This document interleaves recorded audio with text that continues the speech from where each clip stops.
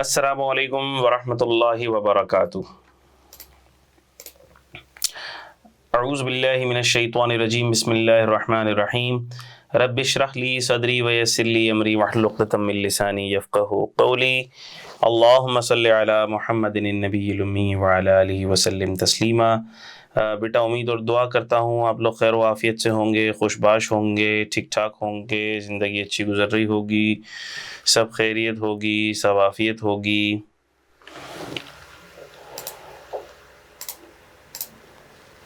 अच्छा भाई, तो बेटा लास्ट सेशन में हमने रिकैप और रिवाइज करना शुरू किया था।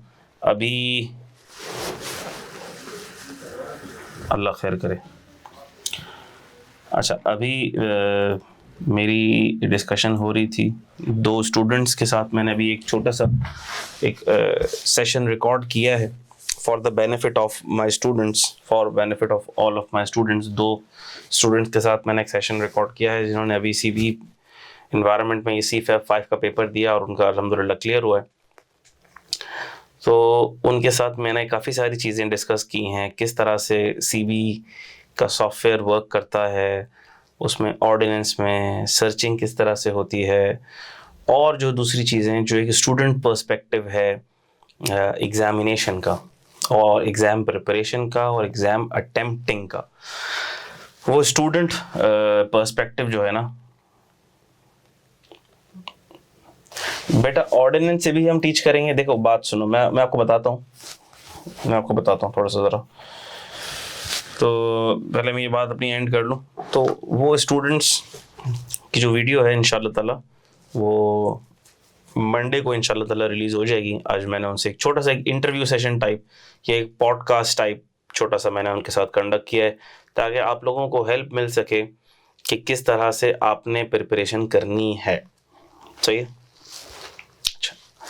अब आ जाओ इस पर। अब्दुल समी का एक सवाल ये है कि फिर यू टीच बाय ऑर्डिनेंस। तो देखो बात ये है कि ये खुला हुआ हमारे पास ऑर्डिनेंस, ठीक है। अच्छा, ये ऑर्डिनेंस खुला हुआ है और ये ऑर्डिनेंस,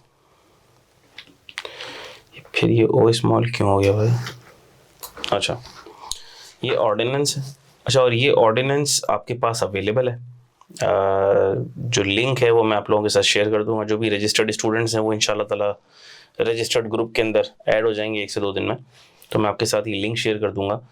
तो इसमें ये ऑर्डिनेंस आपको लिंक्ड ऑर्डिनेंस मिल जाएगा, ठीक है। मिसाल ले रहा हूँ मैं, आप किसी भी पेज पे होंगे, आप क्लिक करेंगे, आप ऑर्डिनेंस के इंडेक्स पे पहुंच जाएंगे और आप किसी सेक्शन को क्लिक करेंगे। मिसाल के तौर पर this is one of the recent amendments जो कि फाइनेंस एक्ट 2025 के तहत आई है, 6A tax on payments for digital transactions in e-commerce platforms. तो अब मिसाल के तौर पर आप इस पर पहुंचना चाहते हैं तो आप इसको क्लिक करेंगे तो आप इस सेक्शन के ऊपर पहुंच जाएंगे। सही। तो कहने का मकसद ये है कि हमारा मकसद ये नहीं है कि हम आपको एक एक सेक्शन को इधर से रीड करवाएं। आप जब उन स्टूडेंट्स का पर्सपेक्टिव भी सुनेंगे जिनसे आज मैंने एक छोटा सा पॉडकास्ट टाइप कंडक्ट किया, तो उनका कंक्लूजन भी यही है सर कि हमारे जहन में कॉन्सेप्ट्स पहले से होने चाहिए। अब वो कॉन्सेप्ट्स हमने समरीज बन जाए, और समरीज मैं आपको प्रोवाइड भी करूँगा और मैं आप लोगों के लिए माइंड मैप्स भी इस दफ़ा बना रहा हूँ टॉपिक्स के, जितने टॉपिक्स के बना सका इंशाल्लाह। तो समरीज और माइंड मैप्स ये इंशाल्लाह आपको प्रोवाइड की जाएंगी हर चीज़ की। अगर ये आपके पास अवेलेबल हैं तो इससे आपके कॉन्सेप्ट सारे समराइज हो जाएंगे आपके दिमाग में, बार बार रिकैप रहेंगे, रिकॉल रहेंगे। जहाँ तक बात है ऑर्डिनेंस की, तो ऑर्डिनेंस की वर्डिंग से पढ़ लेना कमाल नहीं है। पेपर पास करने में आपको जो हेल्प करेगी चीज़ वो ये हेल्प करेगी कि कॉन्सेप्ट आपको पता हो, समझ आपको आती हो चीज़, और आपको ये पता हो कि ऑर्डिनेंस में कौन सा रेट कहाँ लिखा हुआ है, सेल्स टैक्स में कौन सा आइटम कौन से शेड्यूल में लिखा हुआ है, एडवांस टैक्स कौन सा एडवांस टैक्स किस सेक्शन का है, उसका रेट कहाँ से मिलेगा। क्योंकि आप एग्जाम में खोल के थोड़ी आप रीडिंग करके इसमें से कोई चीज़ रेफर कर सकते हो। आपके दिमाग में तो कॉन्सेप्ट इधर होगा, इधर आपको ये किताब खोल कर लिखना नहीं है। आपके दिमाग में जो कॉन्सेप्ट है वो आपको अप्लाई करना है, ठीक है। तो आपने पढ़ना है। अब मैं मिसाल ले रहा हूँ, सिर्फ आपको एक मिसाल दे रहा हूँ। अब मिसाल के तौर पर हमने यहाँ पढ़ लिया इनकम की ये डेफिनेशन है, टैक्स की ये डेफिनेशन है, टैक्स ऑन टैक्सेबल इनकम में ये बात लिखी हुई है। अब नाउ फर्स्ट कर लो, दिस इज द समरी। आपको रेफरेंस पता है ना, ये सेक्शन 4 है। अब आपका अगर आपको बहुत शौक है ऑर्डिनेंस से पढ़ने का, तो आपको होमवर्क क्या होना चाहिए, आप इधर जाओ, बाद में घर पर जाओ और आप सेक्शन 4 को खोलो और आप पढ़ लो। सही, that's it. Are you getting this? Sami, I hope कि आपके क्वेश्चन का मैंने जवाब दे दिया, ठीक है।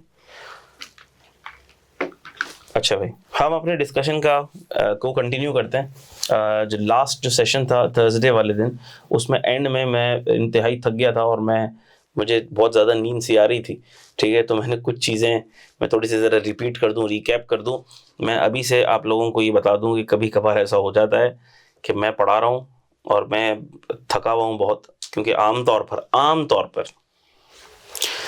फजर के बाद मेरी सोने की तरतीब नहीं होती। तो फजर के बाद जो मुझे स्टडी करनी है, मुताला करना है, चाहे वो दीन से रिलेटेड हो, फिर चाहे अपने सब्जेक्ट से रिलेटेड हो, फिर चाहे और चीज़ें हों, जो भी मेरी कमिटमेंट्स हैं, तो मेरी कोशिश ये होती है कि दिन को पूरा प्रॉपर यूटिलाइज किया जाए और फजर के बाद सोया ना जाए। तो थोड़ी रूटीन मेरी ऐसी चल रही होती है। अब कभी अगर ऑफिस में टाइम मिल गया तो आधा घंटा ऑफिस में दोपहर में आँख लगा ली, जैसे आज मैंने दोपहर में आधा घंटा आँख लगा ली, ठीक है। इट पावर नैप कह लो जिसको कहते हैं। सो इट एनर्जाइजेज अ लॉट, ठीक है। कभी ऐसा हुआ कि ऐसा मौका नहीं मिल पाया, अब शाम में क्लास है, तो फिर ऐसा होता है कि 1 घंटे बाद, सवा घंटे बाद फिर मेरी बस हो जाती है, यानी कि फिर एक नींद का झटका आता है। How you getting this? क्योंकि आपको पता है कि अब ऑनलाइन टीचिंग के अंदर हमारे सामने कैमरा है। स्टूडेंट्स, आप लोग तो घर पे बैठे हैं, तो हमारे सामने कैमरा है। मिसाल के तौर पर जिस स्टूडियो में या जिस रूम में मैं रिकॉर्ड कर रहा हूँ, मैं हूँ, लैपटॉप है, कैमरा है और तन्हाई है, तो उसमें नेचुरली क्या होता है कि नींद का गलबा आ जाता है, ठीक है। तो कभी ऐसा हो जाता है, तो उसमें होता ही है कि जब ऐसा होता है मैं फिर कोशिश करता हूँ कि क्लास को थोड़ी देर में ही ऑफ कर दूँ और फिर नेक्स्ट क्लास में वो जो एंड की चीज़ थी उसको मैं ज़रा रिपीट कर दूँ, क्योंकि मुझे खुद नहीं पता होता कि उस ग़ुनूदगी के आलम में झूमते हुए मैंने आपको क्या बताया, ठीक है। अच्छा, तो मैं ज़रा इस इनकम की डेफिनेशन को थोड़ा सा रिपीट कर दूं। Income includes any amount chargeable to tax under income tax ordinance. उसमें ये बेसिक कॉन्सेप्ट्स की सारी नोटिंग शोटिंग ये आपके पास मौजूद है, और माइंड मैप्स भी इंशाल्लाह ताला आपके पास सारे अवेलेबल होंगे। तो बेसिक कॉन्सेप्ट के अंदर revenue receipt, capital receipt. Revenue receipt income होती है, कैपिटल रिसीट इनकम नहीं होती। ये सारी की सारी बातें हमने पढ़ ली, ठीक है। इसको मैंने माइंड मैप के थ्रू भी बता दिया। आप लेक्चर देख रहे हैं, उस लेक्चर के अंदर भी ये सारी बातें आ गई, ठीक है। अच्छा, अब कहने का मकसद क्या है? कहने का मकसद ये है कि अब देखो, इनकम के अंदर ये सारी की सारी चीज़ें जो हमने इसमें पढ़ी, any amount chargeable to tax, तो revenue receipt is chargeable to tax, capital receipt is not chargeable to tax unless specifically tax is deemed income. तो जब कैपिटल, मिसाल के तौर पर लोन, अब loan received through non banking channel, तो वो टैक्सेबल हो जाएगा, ठीक है कैपिटल रिसीट, लेकिन टैक्सेबल हो जाएगा। इसी तरह अनएडजस्टेबल सिक्योरिटी डिपॉजिट, ठीक है। अच्छा, वो तो खैर आगे उसकी एग्जांपल आ रही है, तो मैंने आपको लोन की बात बता दी, सही है ना। या मिसाल के तौर पर sale of personal car, sale of personal car chargeable to tax नहीं होगा, क्योंकि वो रेवेन्यू रिसीट नहीं है, ठीक है। तो अमाउंट चार्जेबल टू टैक्स के अंदर वो सारा डिस्कशन जो हमारा था वो आपके जहन में होना चाहिए। Any amount subject to collection और deduction of tax under FTR. FTR में बहुत सारी इनकम एफटीआर में टैक्स होती है। एफटीआर का डिटेल डिस्कशन अभी आने वाला है, हम उसको देखेंगे। लेकिन इन शॉर्ट मुख्तसर बात यह है कि जो भी इनकम एफटीआर में टैक्स होती है वो ग्रॉस प्रोसीड्स पे टैक्स हो रही होती है, रेवेन्यू पे टैक्स हो रही होती है, टर्नओवर पे टैक्स हो रही होती है, ग्रॉस प्रोसीड्स पे टैक्स हो रही होती है। इनकम हमें पता है, इनकम किसे कहते हैं?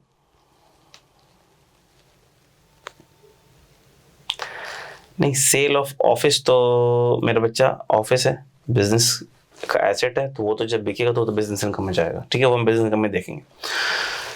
अच्छा, मैं ये कह रहा हूँ कि any amount subject to collection और reduction of tax under FTR। मिसाल के तौर पर डिविडेंड इनकम, अब डिविडेंड इनकम मिल रही है किसी भी कंपनी की, तो डिविडेंड इनकम अगर लाख रुपए की डिविडेंड इनकम है तो उसमें से कोई आप एक्सपेंस लेस नहीं कर सकते, पूरे लाख पे टैक्स देना पड़ेगा। बैंक से अगर आपको प्रॉफिट ऑन डेट मिल रहा है, सूद मिल रहा है, तो सूदी इनकम मिसाल के तौर पर अगर 50,000 मिल रही है तो पूरे 50,000 पर टैक्स का रेट लग जाएगा, उसमें से कोई एक्सपेंस लेस नहीं कर सकते।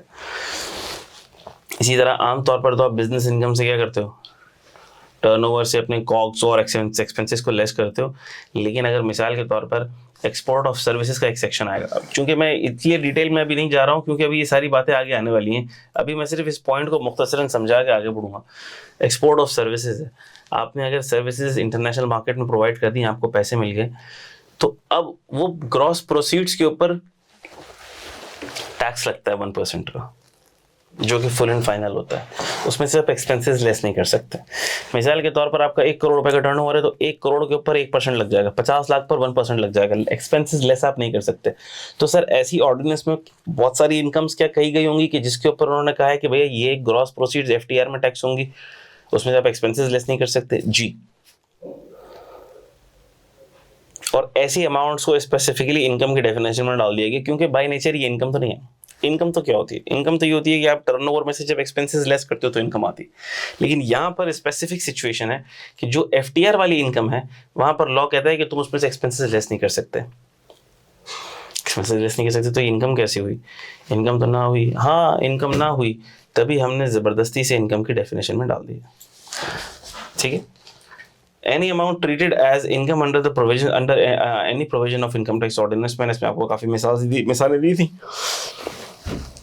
सिक्योरिटी डिपॉजिट टेनेंट से रिसीव हुआ, अनएडजस्टेबल सिक्योरिटी डिपॉजिट, तो अब वो चार्जेबल टू टैक्स हो जाएगा इन 10 years इन इक्वल प्रोपोर्शन, ठीक है। अच्छा, इसी तरह से कैश अगर आपके पास रिसीव होगी, मिसाल के तौर पर अल्लाह भला कर दे, loan received in cash, income तो नहीं है, लेकिन ऑर्डिनेंस ने बोल दिया कि भैया जो भी लोन कैश में रिसीव होगा, सेक्शन 39 कहता है वो चार्जेबल टू टैक्स होगा, अंडर IFOS तो होगा भाई। इसी तरह gift received from non relative, ये भी चार्जेबल टू टैक्स होगा भाई, ट्रीटेड इनकम है, ठीक है, जबरदस्ती की ट्रीटेड इनकम। अच्छा, तो ये सारी की सारी amount treated as income under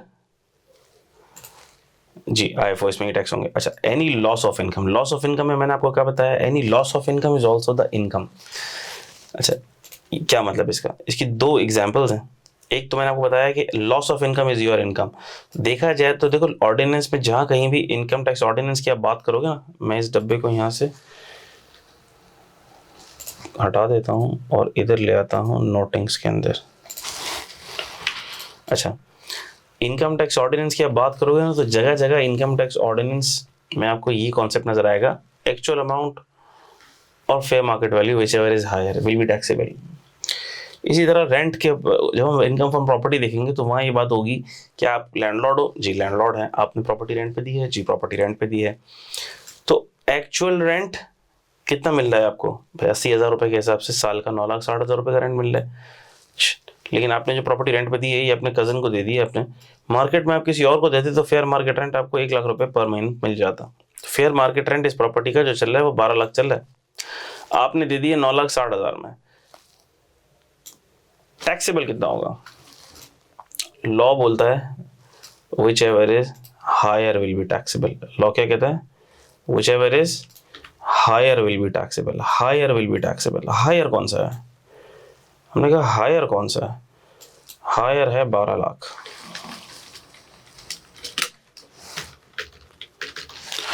बारह लाख कैसे बना? ये टैक्सेबल है, ये टैक्सेबल है, हायर इज टैक्सेबल।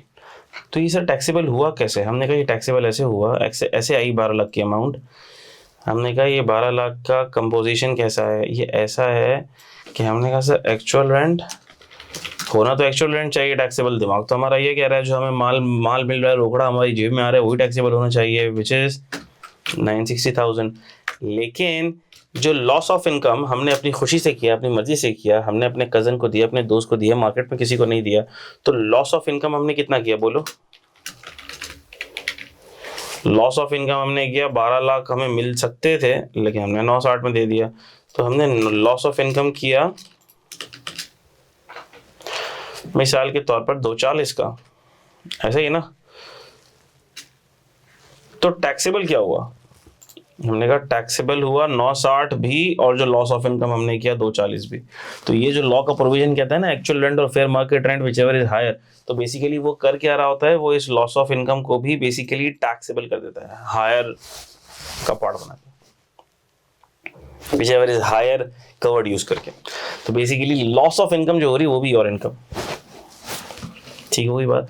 अच्छा, लेकिन मैं ये जो मैंने आपको एग्जांपल दी है, ये सिर्फ एक जगह नहीं है। अच्छा, ये बहुत जगहों पर इस तरह से होता है। मिसाल के तौर पर आप कैपिटल गेन में देखेंगे, actual sales proceed, actual consideration received of fair market value whichever is higher, ठीक है। अच्छा, इसी तरह बैड डेट में आप देखेंगे, बैड डेट। अब बैड डेट का प्रोविजन अकाउंटिंग की पर्सपेक्टिव से तो आप IAS 30 अल्लाह भला कर दें, IFRS 9 के हिसाब से आप ले जाते हैं अकाउंटिंग के अंदर, तो ठीक है, एस्टिमेटेड लॉस के बेसिस के ऊपर। लेकिन टैक्स के रूल्स आपको अलाउ नहीं करते। टैक्स के रूल्स बोलते हैं भैया राइट ऑफ होगा तो ये अलाउ होगा। तो अब अकाउंटिंग कह रही है कि भैया ये एक्सपेक्टेड क्रेडिट लॉस की बेसिस के ऊपर आप P&L में ले जाओ, आपका लॉस है, एक्सपेंस है, लेकिन टैक्स वाला बोलता है नहीं, वो एक्सपेंस नहीं है, so loss of income is your income, आप उसकी इनकम बना देगा, यानी रिवर्स कर देगा, ठीक है। तो आई होप कि आपको इनकम की डेफिनेशन अच्छे से समझ आ गई। टैक्स किसको बोलते हैं, ठीक है भाई, जो टैक्स चार्ज लग रहा है इनकम टैक्स ऑर्डिनेंस के हिसाब से वो टैक्स है, फी पेनल्टी सब कुछ आ जाती है, ठीक है। Tax on taxable income. तो मैं अब बेसिकली देखो, मेरा मकसद इन लाइव क्लासेस का ये है कि मैं थोड़ा सा इसमें से क्विक चलूंगा ताकि आपको क्विकली चीज़ें रिकैप हो जाएं, रिवाइज हो जाएं। लेक्चर्स तो डिटेल के अंदर तो आप लोग देख ही रहे हो, लेकिन इन सेशंस के अंदर हम क्विकली रिकैप भी करें और फिर प्रैक्टिस के ऊपर भी हम आ जाएं। जितनी ज़्यादा हम प्रैक्टिस कर पाएँ उसमें हमारी जीत होगी इंशाल्लाह। टैक्स ऑन टैक्सेबल इनकम, अब मैं इस सारी चीज़ को रीड नहीं कर रहा, प्रैक्टिकल एस्पेक्ट से आ रहा हूँ। ये बात इंपॉर्टेंट है बहुत ज़्यादा, ये बात। इनकम टैक्स, अच्छा भाई, तो income tax shall be, section number 4 is a very important section. ये स्कोप ऑफ द टैक्स को डिसाइड कर, ये स्कोप ऑफ द टैक्स को डिटरमिन करता है। बड़ा पावरफुल सेक्शन है ये ऑर्डिनेंस का, और ये पूरे इनकम टैक्स ऑर्डिनेंस का स्कोप बताता है। क्या बताता है कि income tax shall be imposed for each tax year at the rates specified in first schedule. जितनी भी बोल्ड में हम एलिमेंट्स लिखे हुए हैं बड़े इंपॉर्टेंट है। As the case may be on every person who has taxable income. Income tax हम किसको बोलते हैं, इनकम किसको बोलते हैं पता लग गया। टैक्स किसको बोलते हैं, टैक्स वो अमाउंट है जो गवर्नमेंट का रेवेन्यू है, आपका एक्सपेंस है, आपकी जेब से निकलेगा, गवर्नमेंट के खजाने में जाएगा। रेट कौन सा होगा, जो फर्स्ट शेड्यूल में लगा हुआ होगा, लिखा हुआ होगा, वही लगेगा। तो tax is the levy, is the charge, ठीक है। Income of government, your expense, shall be impose for each tax year. किसे कहते हैं, आगे बात आ रही है, टैक्स ईयर की डिटेल में बात आ रही है। फर्स्ट शेड्यूल में रेट्स गिवन है। फर्स्ट शेड्यूल कौन सा है, दीदार करा दें सर, अभी करा देते हैं भाई। हाथ कंगन को फारसी क्या, पढ़े लिखे को फारसी क्या, आ जाओ देख लो भाई।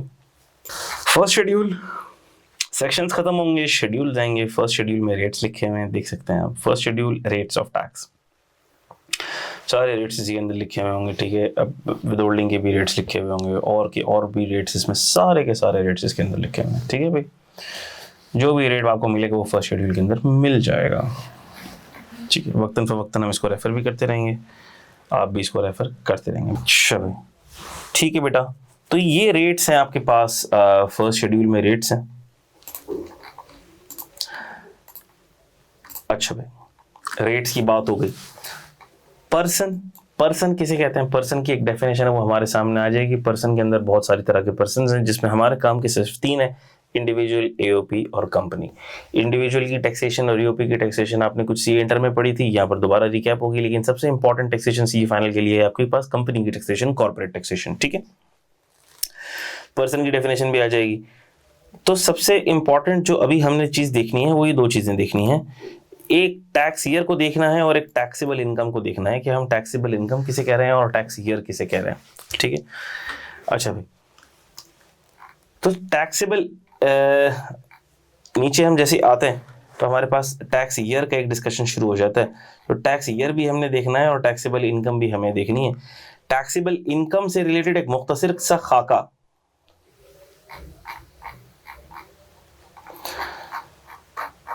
टैक्सेबल इनकम की डिटेल्ड बात तो हमारे पास दूसरे हैंडआउट में आएगी, लेकिन उसका एक मुख्तसर सा खाका मैं अगर आपके सामने दिखा दूं तो ये है।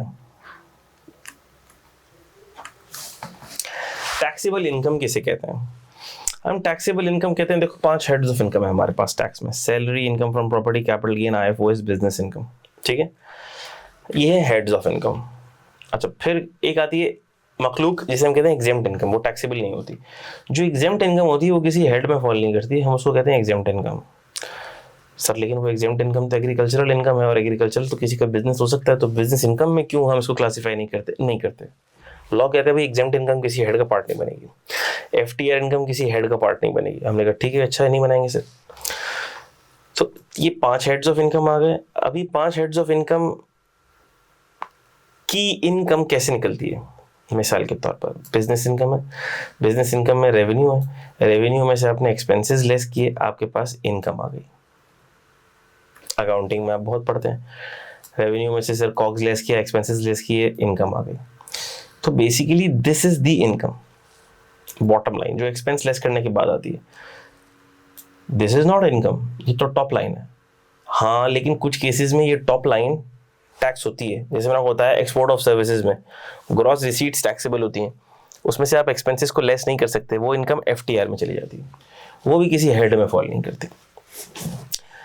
अच्छा, तो इसका मतलब कैसे, जिस तरह बिजनेस इनकम में होता है रेवेन्यू वगैरह में से एक्सपेंसेस लेस करने के बाद इनकम आती है, तो क्या बाकी हेड्स में भी यही होता है? हमने कहा जी यही होता है।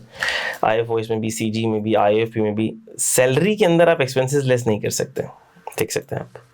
तो जब आप हर इंडिविजुअल सेपरेट हेड में से उसके एक्सपेंसेस लेस कर देंगे और एग्जेम्प्ट इनकम को भी साथ में मिला लेंगे, तो इसे कहते हैं टोटल इनकम। इस टोटल इनकम में से फिर आप एग्जेम्प्ट इनकम को हटा दीजिए, यानी ये बच गया। ठीक है,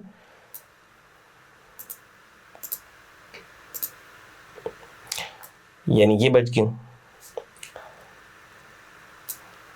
ये आपने हटा दिया एग्जेम्प्ट इनकम को। और उसमें एक और मखलूक होती है, उसको भी आप लेस कर दीजिए, डिडक्टेबल अलाउंसेस। तो जब आप ये लेस कर देंगे तो आपके पास आ जाएगी टैक्सेबल इनकम। ठीक है, आपके पास आ जाएगी टैक्सेबल इनकम। इसके लिए हम डिटेल देखेंगे नेक्स्ट चैप्टर में, लेकिन अभी मैंने इसका खाका आपको बता दिया।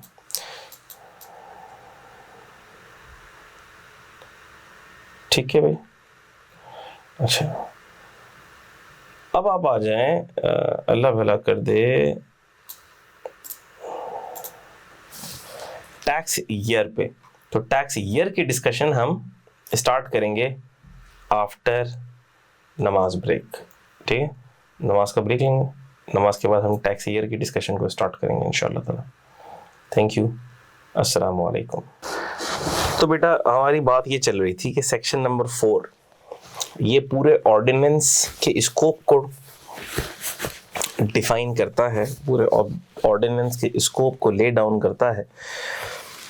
ये सेक्शन नंबर 4 इस इनकम टैक्स ऑर्डिनेंस को ये पावर दे रहा है कि आप लगाओ टैक्सेबल इनकम पर टैक्स।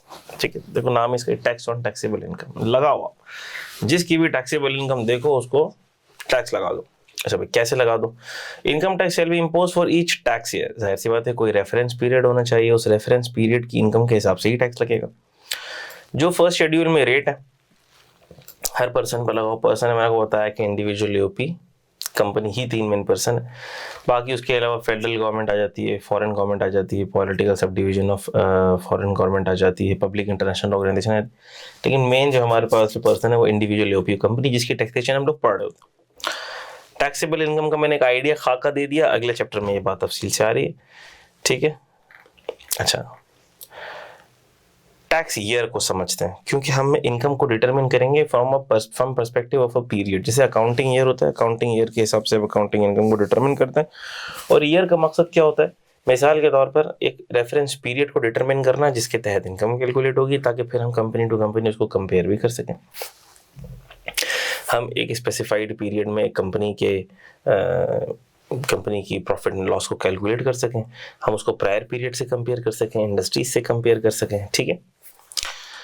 अच्छा, इसी हिसाब से टैक्स ईयर भी होता है। टैक्स ईयर के हिसाब से हम टैक्सेबल इनकम को कैलकुलेट करेंगे, उसके ऊपर टैक्स लगाएंगे, टैक्स रेट अप्लाई करेंगे, ठीक है। जिस तरह अकाउंटिंग ईयर होता है, टैक्स ईयर होता है। टैक्स वाला टैक्स ईयर पे फोकस करेगा, और आमतौर पर अकाउंटिंग ईयर फिर उसी टैक्स ईयर के रेफरेंस से ही अकाउंटिंग ईयर, क्योंकि ताकि बार बार हिसाब किताब ना करना पड़े ना, टैक्स वाले के लिए अलग इनकम का हिसाब किताब करना पड़े, अकाउंटिंग की क्लोजिंग के लिए अलग इनकम का हिसाब किताब करना पड़े, ऐसा नहीं करते कंपनी, ऐसा नहीं करती। मिसाल ले रहा हूँ, बैंक्स को आप देखेंगे 31 दिसंबर ईयर एंड है, उनका टैक्स ईयर भी 31 दिसंबर के ऊपर ख़त्म हो रहा है, अकाउंटिंग ईयर भी उनका 31 दिसंबर पे ख़त्म हो रहा है। तो फिर वो अकाउंटिंग ईयर के हिसाब से, अकाउंटिंग ईयर और टैक्स ईयर चूँकि उनका पीरियड कोइंसाइड कर रहा है, तो एक ही कैलकुलेशन 90% कैलकुलेशन सेम रहती है, 10% डिफरेंसेस होते हैं। तो फिर वो अकाउंटिंग ईयर भी टैक्स ईयर के परस्पेक्टिव से ही चल रहा होता है। अच्छा भाई, नॉर्मल टैक्स ईयर किसे कहेंगे हम? Period of 12 months ending on 30th day of June. 1 जुलाई से 30 जून तक का जो पीरियड होता है वो नॉर्मल टैक्स ईयर होता है। क्योंकि हम ये क्विक डिस्कशन कर रहे हैं, इसलिए इसमें बहुत सारी बातें ऐसी, कुछ आप डिटेल डिस्कशन देखेंगे तो उसके अंदर ज़रा तफसील से बहुत सारी बातें ठहर कर तसल्ली के साथ, लेकिन चूंकि आसान टॉपिक है, आसान डिस्कशन है, काफ़ी सारे स्टूडेंट्स ऐसे होते हैं कि जिन्होंने पहले चीज़ें पढ़ी भी होती हैं, रिफ्रेशर दे रहे होते हैं, या उनको क्विक रिकैप चाहिए, तो फिर ये हमारी डिस्कशन हो रही है रिविजन वाली, ठीक है, वीकली रिविजन। अच्छा भाई, तो टैक्स ईयर की पर्सपेक्टिव से अगर हम बात करें तो देखो, मैं इस पर आ जाता हूँ। एक तो हमारे पास normal tax year. Normal tax year किसे कहते हैं भाई? नॉर्मल टैक्स ईयर उसे कहते हैं जो हमारे कंट्री के फिस्कल ईयर से कोइंसाइड करता है, कंट्री के फाइनेंशियल ईयर से कोइंसाइड करता है। कंट्री का फाइनेंशियल ईयर 1 जुलाई से 30 जून चल रहा होता है। 1 जुलाई से 30 जून चल रहा होता है।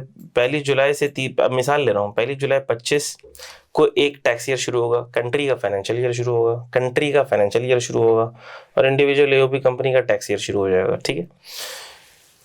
अच्छा, जून के महीने के अंदर ये बजट की एक्सरसाइज होती है, एक्टिंग गवर्नमेंट बजट प्रेजेंट करती है।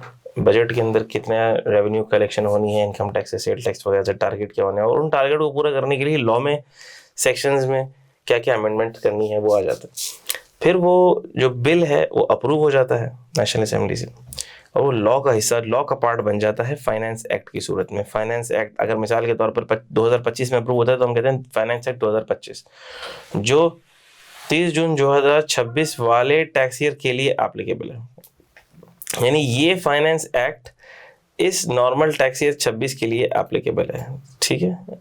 Are you getting this? अच्छा भाई, तो फाइनेंस एक्ट 2025 टैक्स ईयर 26 के लिए एप्लीकेबल है, और टैक्स ईयर जो नॉर्मल टैक्स ईयर है, नॉर्मल टैक्स ईयर 1 जुलाई से 30 जून चलता है। तो जिस भी पर्सन का टैक्स ईयर नॉर्मल है, जिस भी पर्सन का टैक्स ईयर 1 जुलाई से 30 जून का है, यानी कि जो कंट्री के फाइनेंशियल ईयर के साथ कोइंसाइड कर रहा है, उसके साथ साथ चल रहा है, तो हम कहते हैं नॉर्मल टैक्स ईयर है। जो इसके अलावा होता है वो फिर स्पेशल टैक्स ईयर कहलाता है। तो नॉर्मल टैक्स ईयर भी 12 महीने का साल होता है। मिसाल के तौर पर हम इंडिविजुअल है, हम सबका नॉर्मल टैक्स ईयर है, ज़्यादातर कंपनीज का नॉर्मल टैक्स ईयर है, ज़्यादातर एओपीज का नॉर्मल टैक्स ईयर है, यानी उनका टैक्स ईयर 1 जुलाई से शुरू होता है, 30 जून पे ख़त्म हो जाता है भाई। फिर वो अकाउंटिंग ईयर भी उसी हिसाब से रखते हैं ताकि हिसाब किताब में आसानी रहे। अच्छा, नॉर्मल टैक्स ईयर 12 महीने का होता है, 1 जुलाई से शुरू होता है, 30 जून पे खत्म होता है, और उसका नाम क्या रखा जाएगा सर? नॉर्मल टैक्स ईयर क्या बोलेंगे? क्योंकि शुरू हो रहा है 25 में, खत्म हो रहा है 26 में।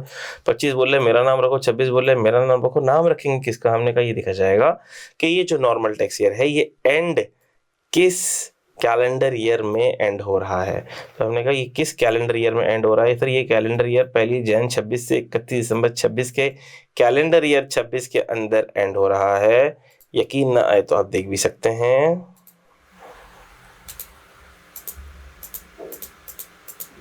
ठीक है, देखा आपने, ये इस नॉर्मल टैक्स ईयर के अंदर एंड हो रहा है, और इसी हिसाब से, इसी मुनासिबत से इसका नाम रखा जा रहा है नॉर्मल टैक्स ईयर 2026, इस कैलेंडर ईयर की मुनासिबत से, ठीक है बात। अच्छा, तो सर स्पेशल टैक्स ईयर किसे कहते हैं?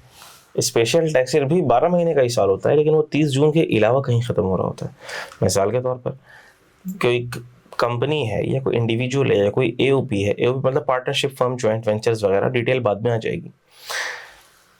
एसोसिएशन ऑफ पर्सन, जब मैं कहता हूँ इंडिविजुअल तो फर्द वाहिद का कोई बिजनेस है, फर्द वाहिद की टैक्सेशन है, कंपनी कंपनी की टैक्सेशन है, और एओपी से मुराद एसोसिएशन ऑफ पर्सन यानी पार्टनरशिप, ज्वाइंट वेंचर्स वगैरह की टैक्सेशन।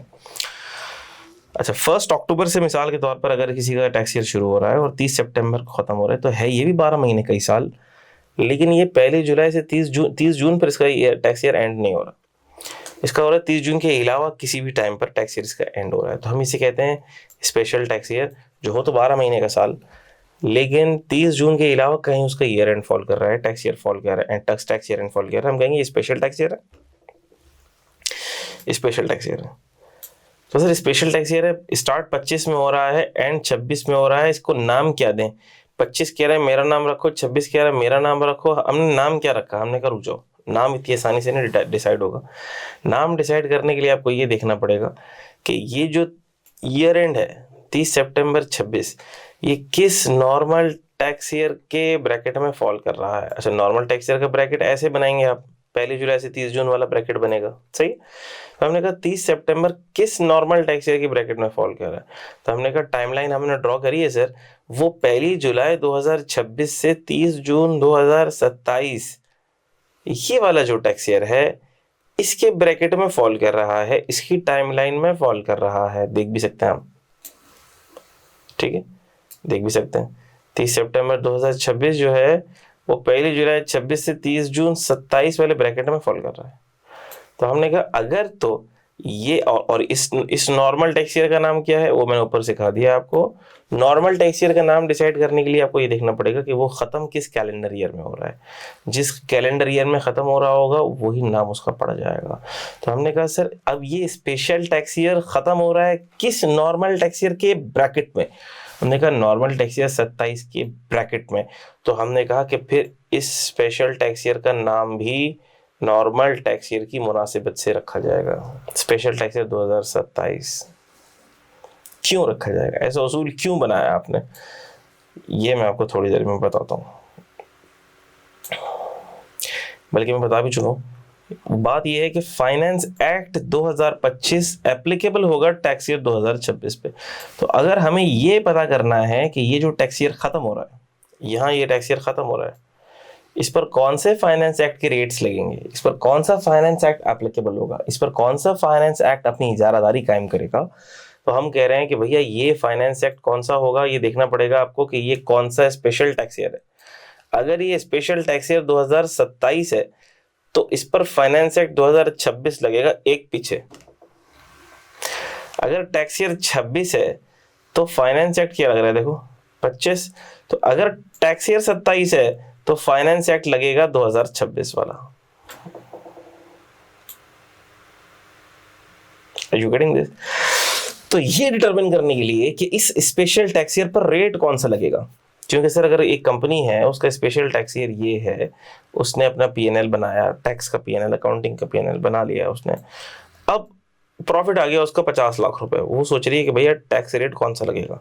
फाइनेंस एक्ट 25 के अंदर 20% का रेट है, फाइनेंस एक्ट 26 के अंदर 22% का रेट है, रेट कौन सा लगेगा।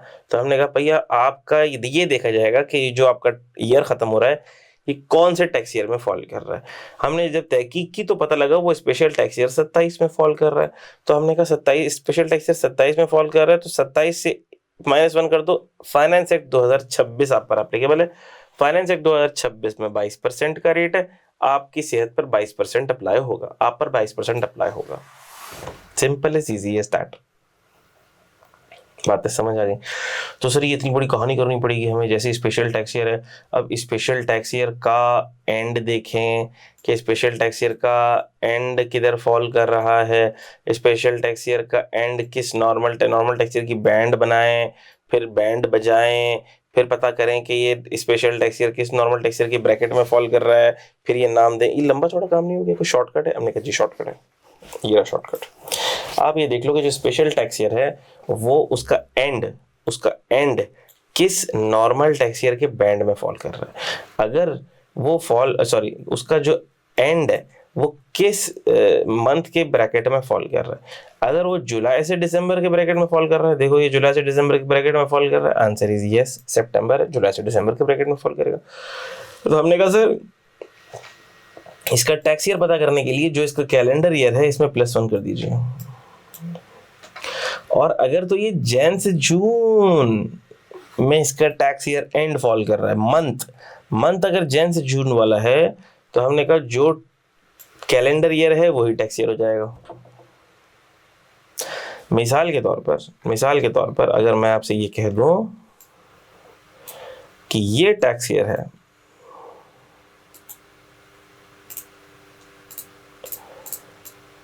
और ये टैक्स ईयर शुरू हो रहा है पहली, बहुत बड़ा टैक्स ईयर हो गया भाई, रुक जाओ।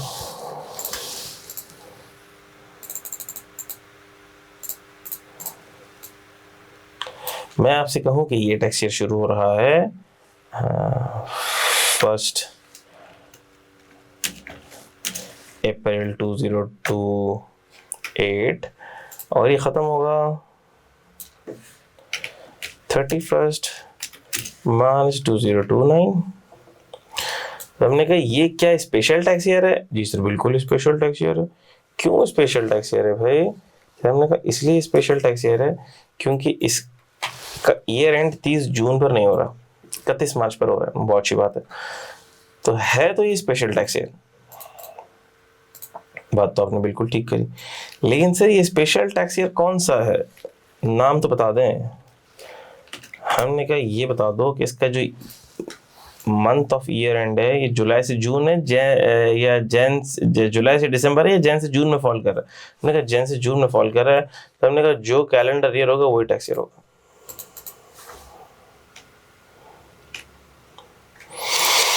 सिंपल।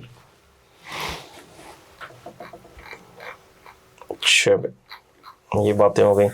और ट्रांजिशनल टैक्स ईयर का क्या सर? ट्रांजिशनल टैक्स ईयर का क्या? हमने कहा ट्रांजिशनल टैक्स ईयर किसे कहते हैं? ट्रांजिशनल टैक्स ईयर इसे कहते हैं, मिसाल के तौर पर किसी का नॉर्मल टैक्स ईयर चल रहा है मजे से, 30 जून 2025 को उसका नॉर्मल टैक्स ईयर एंड हो रहा है। उसने कहा, उसके दिमाग में ख्याल आया कि यार मुझे अपना टैक्स ईयर चेंज कर देना चाहिए, नॉर्मल से स्पेशल पे चले जाना चाहिए। और ये 30 जून 2025 को अब जो मेरा टैक्स ईयर ख़त्म होगा, तो मैं अब ये करूँगा कि अपना नया टैक्स ईयर शुरू करूँगा 1 अक्टूबर 2025 से, और अब मैं अक्टूबर से सितंबर के अंदर टैक्स ईयर अपना रखूँगा। स्टार्ट हो अक्टूबर में, ख़त्म हो 30 सितंबर पर। भाई आप ऐसा क्यों करेंगे? भाई मैं ऐसा इसलिए कर रहा हूँ क्योंकि मेरी बर्थडे आती है 30 सितंबर को, इसलिए मेरा दिल चाह रहा है मैं ऐसा करूँ। बड़ा खुराफाती दिमाग है आपका। अच्छा चलें कर लें।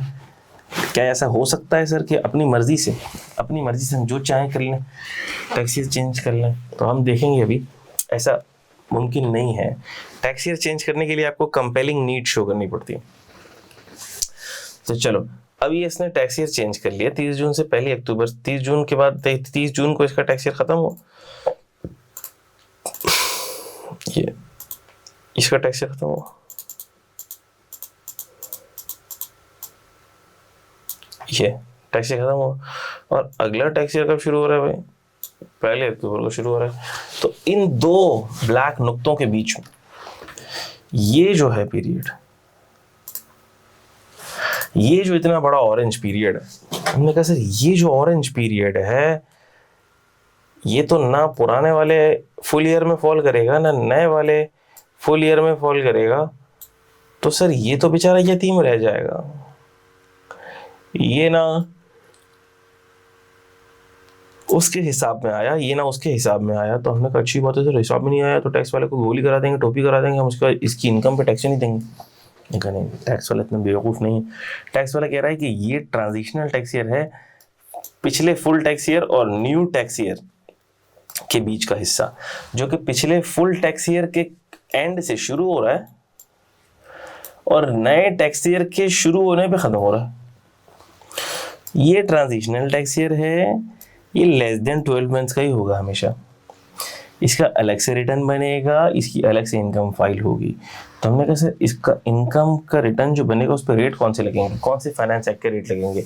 हमने कहा इसके लिए तुम्हें यही डिसाइड करना होगा कि ये ट्रांजिशनल टैक्स ईयर कौन सा है। ठीक है, ट्रांजिशनल टैक्स ईयर कौन सा वाला ट्रांजिशनल टैक्स ईयर है? तो हमने कहा इसका पता कैसे चलेगा? इसका पता चलाने का उसूल बिल्कुल वही है जो स्पेशल टैक्स ईयर का था। क्या इसका उसूल बिल्कुल वही है? इसका उसूल बिल्कुल वही है कि हम ये देखेंगे कि ये जो ट्रांजिशनल टैक्स ईयर का एंड देखा जाए तो ये 30 सितंबर है। 1 जुलाई से ट्रांजिशनल टैक्स ईयर शुरू हो रहा है और 30 सितंबर को ट्रांजिशनल टैक्स ईयर खत्म हो रहा है। ये है पीरियड भाई, ये पीरियड है दायरे वाला। तो हमने कहा सर ये पीरियड शुरू कहाँ से हो रहा है? 1 जुलाई से, खत्म कब हो रहा है? 30 सितंबर पर। तो इसका स्पेशल टैक्स, इसका क्या है? स्पेशल टैक्स ईयर है? नहीं, वो तो पूरे 12 महीनों का होता है, ये 12 महीनों का तो नहीं, तो ट्रांजिशनल टैक्स ईयर है। तो ट्रांजिशनल टैक्स ईयर से इसका नाम क्या दिया जाएगा? उन्हें इसका नाम दिया जाएगा बिल्कुल उसी तरीके से जैसे स्पेशल टैक्स ईयर का नाम अलॉट करते थे। कैसे करते थे? हमने कहा सर ये देखते थे कि इसका एंड किस नॉर्मल टैक्स ईयर के बैंड में फॉल करेगा, इसका एंड किस नॉर्मल टैक्स ईयर के बैंड में फॉल करेगा, इसका एंड। और दूसरा तरीका क्या था? हम इसका मंथ देख लेते थे और देखते थे कि अगर मंथ इसका जुलाई से दिसंबर में आ रहा है तो कैलेंडर ईयर +1, और जैन से जून में आ रहा है तो कैलेंडर ईयर ही टैक्स ईयर है। तो देखो ये चूंकि जुलाई से दिसंबर में आ रहा है इसलिए इसका ईयर देखो क्या है, कैलेंडर ईयर +1। सिंपल है जी that. Are you getting this? तो ये ट्रांजिशनल टैक्स ईयर। अच्छा, ट्रांजिशनल टैक्स ईयर जब आप नॉर्मल से स्पेशल में जाएंगे, स्पेशल से स्पेशल में जाएंगे या स्पेशल से नॉर्मल में जाएंगे, कोई भी सिचुएशन हो, ट्रांजिशनल टैक्स ईयर अराइज हो जाएगा और ये 12 महीने से कम ही का पीरियड होगा। अब आ जाओ वापस से। अच्छा तो बेटा ये मैंने क्विक रेफरेंस के लिए ज़रा माइंड मैप्स भी ओपन कर ली। अच्छा तो हमारी डिस्कशन ये चल रही थी, टैक्स ईयर की पूरी डिस्कशन के बाद अब ये चीज़ें आप लोग रीड कर लेंगे, ठीक है।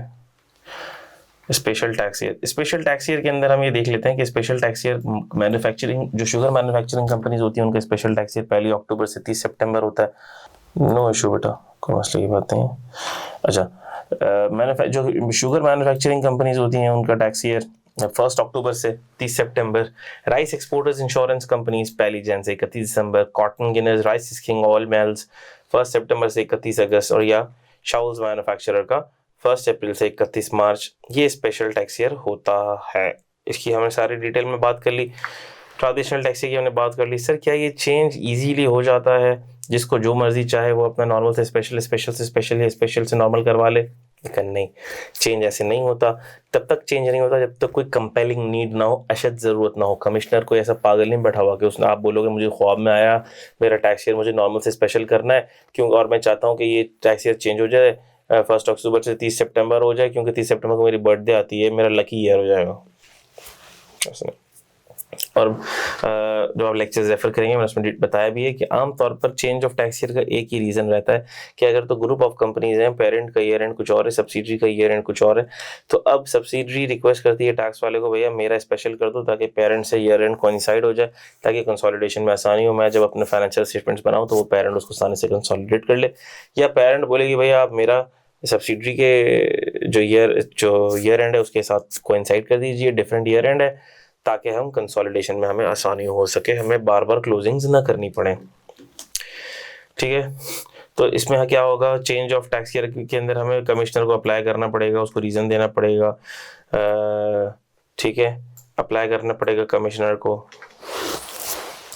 कंपेलिंग नीड शो करना पड़ेगी, ठीक है। कमिश्नर परमिशन दे सकता है और कमिश्नर कुछ कंडीशंस भी इम्पोज कर सकता है, भाई ये डॉक्यूमेंट दो, ये डॉक्यूमेंट दो, वो डॉक्यूमेंट दिखाओ, सही। अच्छा भाई, और कमिश्नर चाहे तो आप एप्लीकेशन को अप्रूव भी कर सकता है और एप्लीकेशन को रिजेक्ट भी कर सकता है। अपॉर्चुनिटी ऑफ बीइंग हर्ड देनी पड़ेगी, यानी उसकी बात सुननी पड़ेगी। और अगर तो सर कमिश्नर ने अलाउ कर दिया कि नया टैक्स ईयर आपका ठीक है, हम स्पेशल टैक्स ईयर अलाउ कर देते हैं, तो ऑर्डर में जो कमिश्नर के ऑर्डर में जो डेट लिखी हुई होगी उसी डेट से नया टैक्स ईयर इफेक्टिव होगा, ठीक है भाई। अच्छा भाई, और अल्लाह भला कर दे। और अगर कमिश्नर ने पहले कोई परमिशन दी है तो सर क्या कमिश्नर उस परमिशन को विड्रॉ भी कर सकता है? बिल्कुल कर सकता है। मिसाल के तौर पर वो सब्सिडरी उस पेरेंट कंपनी की सब्सिडरी नहीं रही, कमिश्नर को पता लग गया, तो जो पहले उसने ऑर्डर दिया हुआ था स्पेशल टैक्स ईयर का वो विड्रॉ कर लेगा भाई, क्या मसला है इसमें। और अगर सर कोई कमिश्नर के डिसीजन से सेटिस्फाइड नहीं है कमिश्नर ने रिजेक्ट कर दिया एप्लीकेशन और बंदा कोई कमिश्नर के डिसीजन से सेटिस्फाइड नहीं है, तो अब क्या कर सकता है? हमने कहा अब कमिश्नर क्या कर सकता है, अल्लाह भला कर दे, जो टैक्स पेयर है वो सिर्फ रिव्यू एप्लीकेशन फाइल कर सकता है एफबीआर।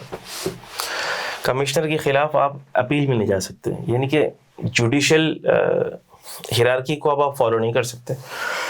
क्यों? इसलिए क्योंकि ये एक बड़ा छोटा सा एडमिनिस्ट्रेटिव मैटर है, इसके लिए हम अपील वाले को तंग नहीं करेंगे, ट्रिब्यूनल को तंग नहीं करेंगे, हाई कोर्ट सुप्रीम कोर्ट को तंग नहीं करेंगे। इसका फैसला अगर हमें लगता है कि कमिश्नर ने ज्यादती कर दी हमारे साथ, तो हम इसकी रिव्यू एप्लीकेशन फाइल कर सकते हैं, और किसको? एफबीआर को। तो सर कमिश्नर भी तो एफबीआर का हिस्सा है। जी हिस्सा है, लेकिन जब हम कहते हैं कि रिव्यू एप्लीकेशन टू एफबीआर, इसका मतलब होता है to the chairman FBR, to the highest post of FBR, ठीक है, उसका डिसीजन फाइनल होगा। ये कुछ आसान सी एग्जांपल होते हैं। 1 अक्टूबर 13 को शुरू हुआ टैक्स ईयर, 30 सितंबर 14 को खत्म हुआ। इसका टैक्स ईयर कौन सा होगा? तो हमें पता है कि सर ये 30 जून के अलावा खत्म हो रहा है, तो ये स्पेशल टैक्स ईयर है। स्पेशल टैक्स ईयर कौन सा? जुलाई से दिसंबर के अंदर उसका मंथ फॉल कर रहा है, तो इसका मतलब हम कैलेंडर ईयर +1 कर दें, इसका मतलब स्पेशल टैक्स ईयर 2015 है। ये 1 जनवरी 14 से 31 दिसंबर 14 है, ठीक है। 1 जनवरी 14 से 31 दिसंबर 14, तो हमने कहा ये क्या है? Tax year 2000, special tax year 2015। 1 सितंबर से 31 अगस्त 2014, ये भी है स्पेशल टैक्स ईयर 2015, ठीक है। 1 अप्रैल 13 से 31 मार्च 2014, ये है normal tax year. Normal tax year है? नहीं, नॉर्मल तो नहीं है सर, है तो स्पेशल। क्यों? क्योंकि मार्च पे खत्म हो रहा है, तो ये भी है स्पेशल टैक्स ईयर। लेकिन चूंकि इसका मंथ जो है वो जैन से जुलाई में फॉल कर रहा है, जैन से जून में फॉल कर रहा है, इसलिए इसका जो टैक्स ईयर है वो वही calendar year will be the tax year. यहाँ पर देखो 1 जुलाई 2018 से 31 दिसंबर 2018, 12 महीने कम का साल है। इसका मतलब कि ट्रांजिशनल टैक्स ईयर है, ट्रांजिशनल टैक्स पीरियड है। नाम रखने का तरीका वही है। हम देखेंगे कि मंथ कौन सा है, जुलाई से दिसंबर वाला मंथ है, तो जो भी कैलेंडर ईयर है +1 कर दो, यानी कि ये है ट्रांजिशनल टैक्स ईयर 2019। यहाँ पर देखो 1 जुलाई 19 से 30 जून 2020, ये तो नॉर्मल टैक्स ईयर 2020 है, ठीक है बेटा। टैक्स ईयर की डिस्कशन हमारी खत्म हुई। 2 तरह के टैक्स ईयर और है। अगर किसी बंदे का डिसकंटिन्यू हो जाता है बिजनेस, ठीक है, तो लॉ कहता है भैया डिसकंटिन्यू हो गया है बिजनेस, तो अब आप टू द डेट ऑफ डिसकंटिन्यूएंस एक रिटर्न फाइल करोगे अंडर सेक्शन 117 सब सेक्शन 2। तो जाहिर सी बात है कि अब जितना पीरियड है उसी का रिटर्न फाइल होगा। तो एक तरह से ये एक सेपरेट टैक्स पीरियड बन गया जो इन तीनों से अलग है। इसी तरह अगर कोई बंदा परमानेंटली पाकिस्तान छोड़कर जाना चाह रहा है, उसकी पाकिस्तान वापस आने की कोई इंटेंशन नहीं है, तो टैक्स वाला उसको बोलता है भैया जब तक तुम, मिसाल ले रहा हूँ, पाकिस्तान 25 जनवरी 2026 को पाकिस्तान छोड़कर जा रहा है, तो टैक्स वाला बोलेगा 1 जुलाई से 26 जनवरी तक का रिटर्न बना के फाइल कर। तो ये एक अलग सेपरेट टैक्स पीरियड बन गया। और तरीका वही, डेट, डे, एंड, कौन सा फाइनेंस एक्ट एप्लीकेबल होगा, तरीका वही है, उसमें कुछ चेंज नहीं है। सही बेटा। अच्छा भाई, फिर आती है हमारे पास बातें, पर्सन्स की बातें आती हैं, कितने तरह के पर्सन्स हैं, ठीक है। अच्छा, हम थोड़ा सा चार्ट को भी रेफर कर लेते हैं। इनकम की हमने बात कर ली थी, टैक्स, ठीक है भाई। टैक्स के अंदर वो सारे जो चैप्टर के तहत जो टैक्सेस इम्पोज हैं वो भी आते हैं, और टैक्सेस में पेनल्टीज और फाइन्स, फीस वगैरह, जो भी इनकम टैक्स की पेनल्टीज हैं वो भी टैक्स की डेफिनेशन में आती हैं। पर्सन्स किसे कहते हैं भैया? मोटा अगर देखा जाए तो इंडिविजुअल है, कंपनी है हमारे पास, कंपनी के अंदर पब्लिक भी आती है, प्राइवेट भी आती है, फिर AOPs हैं, ये 3 मेन है। उसके अलावा जितने भी हैं मैंने आपको बताया सारे, foreign government, federal government, political subdivision of foreign government, public international organisation, वो फिर गवर्नमेंट या गवर्नमेंट के इदारे ही हैं, ठीक है। टैक्स ईयर की बातें हमने देख ली, मेन ये 3 ही है, normal tax year, special tax year और transitional tax year. Normal tax year 12 महीनों का साल है जो 30 जून पर एंड हो रहा है, स्पेशल टैक्स ईयर जो अदर देन 30 जून एंड हो रहा है, और ट्रांजिशनल टैक्स ईयर जो during change of cycle last full tax year के एंड से लेकर नए टैक्स ईयर के स्टार्ट तक है, वो है ट्रांजिशनल टैक्स ईयर। अच्छा भाई, ठीक है, तो पर्सन की डेफिनेशन वगैरह लेक्चर में आप लोगों ने कवर कर लेंगे या कर ली होंगी मेन लेक्चर के अंदर, तो मैं उसके ऊपर नहीं जा रहा हूँ। पब्लिक कंपनी की डेफिनेशन बहुत डिटेल में कैपिटल गेन में कवर होगी, इसलिए भी इस पर बात करने की ज़रूरत नहीं है, बाकी की चीज़ें आसान सी हैं। स्मॉल कंपनी किसे कहते हैं, स्मॉल कंपनी का जो क्राइटेरिया मीट करेगी उसको हम स्मॉल कंपनी कहते हैं। ये बिजनेस इनकम में हमने कवर किया हुआ है, जब आएगा तब देख लेंगे। Resident and non resident person का जो डिस्कशन है वो हम शुरू कर रहे हैं बेटा। Resident and non resident person का डिस्कशन हम शुरू कर रहे हैं। 2 मिनट का मैं एक ब्रेक लूँगा, ताकि मैं बहुत देर से बोल रहा हूँ, तो मैं ज़रा 2 मिनट का ब्रेक लेता हूँ और फिर हम ये डिस्कशन शुरू करते हैं कि रेजिडेंट और नॉन रेजिडेंट पर्सन कौन होते हैं। अच्छा बेटा, अगला हमारा कॉन्सेप्ट है resident and non resident person का, जो कि बहुत इंपॉर्टेंट कॉन्सेप्ट है। अच्छा, इससे पहले मैं ज़रा रिजीम्स पर आ जाता हूँ, रिजीम्स पर। अच्छा, एक चीज़ आप ये ध्यान में रख लें कि पाकिस्तान में टैक्स किस किस तरह से कलेक्ट हो रहा होता है। अच्छा भाई, एक तो हमारे पास modes of tax collection in Pakistan में 2 चीज़ें हैं। एक है मोड ऑफ टैक्स कलेक्शन और दूसरी है इनकम टैक्स कैसे हो रही होती है। ये क्या बात है, इनकम टैक्स कैसे हो रही होती है और मोड ऑफ टैक्स कलेक्शन क्या है, ये आपको बात अभी समझ आ जाएगी। अच्छा, इसके लिए ये मोड्स ऑफ टैक्स कलेक्शन और बेहतर समझ आएंगे, उसके लिए हम पहले कुछ डिस्कशन करते हैं।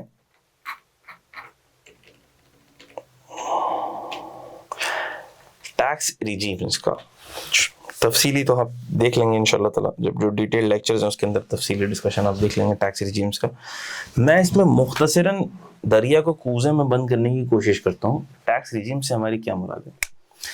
सर, ये तो हमें पता है कि जो इनकम है ना, वो 5 हेड्स ऑफ इनकम में डिवाइडेड है। Salary, income from property, salary, income from property, capital gain, I force and business income. ये 5 हेड्स ऑफ इनकम है जो हमें सी इंटर की दौर से याद भी है। तो जो भी इनकम है वो इन 5 डब्बों में से कहीं ना कहीं जाएगी। ठीक है, सही है, जाएगी। ये तो है डब्बे, ठीक है। अच्छा, अब मैं मिसाल ले रहा हूँ, बिजनेस इनकम है। अब बिजनेस इनकम के डब्बे में कोई इनकम जा रही है। अब सर वो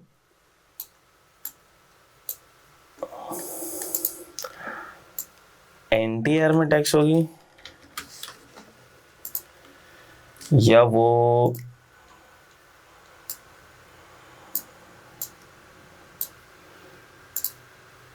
एफटीआर में टैक्स होगी? और आपने बताया कि अगर कोई एफटीआर में जाएगी तो फिर वो बिजनेस इनकम के अंडर कहलाएगी ही नहीं। बाय नेचर तो बिजनेस इनकम होगी, लेकिन हम उसको बिजनेस इनकम की अम्ब्रेला के अंडर नहीं शो करेंगे। हम उसको किसी हेड का पार्ट नहीं बनाएंगे। दिखने में वो लग रही होगी बिजनेस इनकम। मिसाल ले रहा हूँ मैं, आपने सर्विसेज की एक्सपोर्ट करी, मेरी सर्विस इनकम है, मेरी फर्म है, हम सर्विस प्रोवाइड करते हैं, लोकल क्लाइंट्स को भी करते हैं, इंटरनेशनल क्लाइंट को भी करते हैं। अब इंटरनेशनल क्लाइंट्स को जो हम सर्विस प्रोवाइड करते हैं, क्या वो बिजनेस इनकम नहीं है? लेकिन लॉ बोलता है जो तुम इंटरनेशनल क्लाइंट्स को सर्विस प्रोवाइड कर रहे हो, वो तुम्हारी उससे जो पैसे आएंगे वो तुम्हारी एफटीआर इनकम है। मैंने कहा बहुत अच्छी बात है।